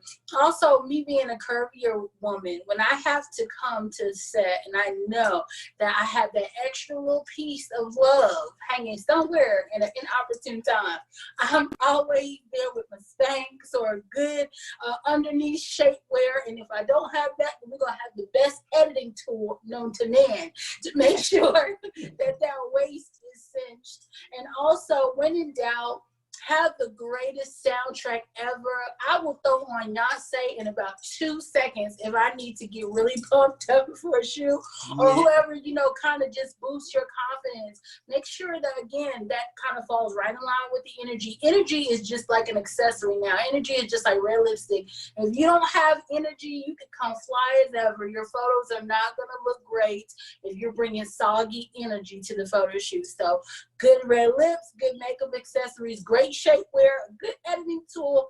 Beyonce works. No, the soundtrack of your choice, and you're gonna be great on set. Awesome. Look, y'all, now I'm just gonna throw this plug out for a good friend of mine who does a lot of photography down here, Brandy Stage. Oh my goodness, the photos y'all see me with, and I know sometimes it's people like, I saw that photo before, but her photos are just priceless. They're consistent. She knows how to get those angles that look, and like you said, for us curvier women, or for us that are having a bloating moment, she's got that technique that helps you get that right angle, so she doesn't have to do as much editing of the photo. So investing in a photographer who's actually, I mean, she's been trained professionally in New York, and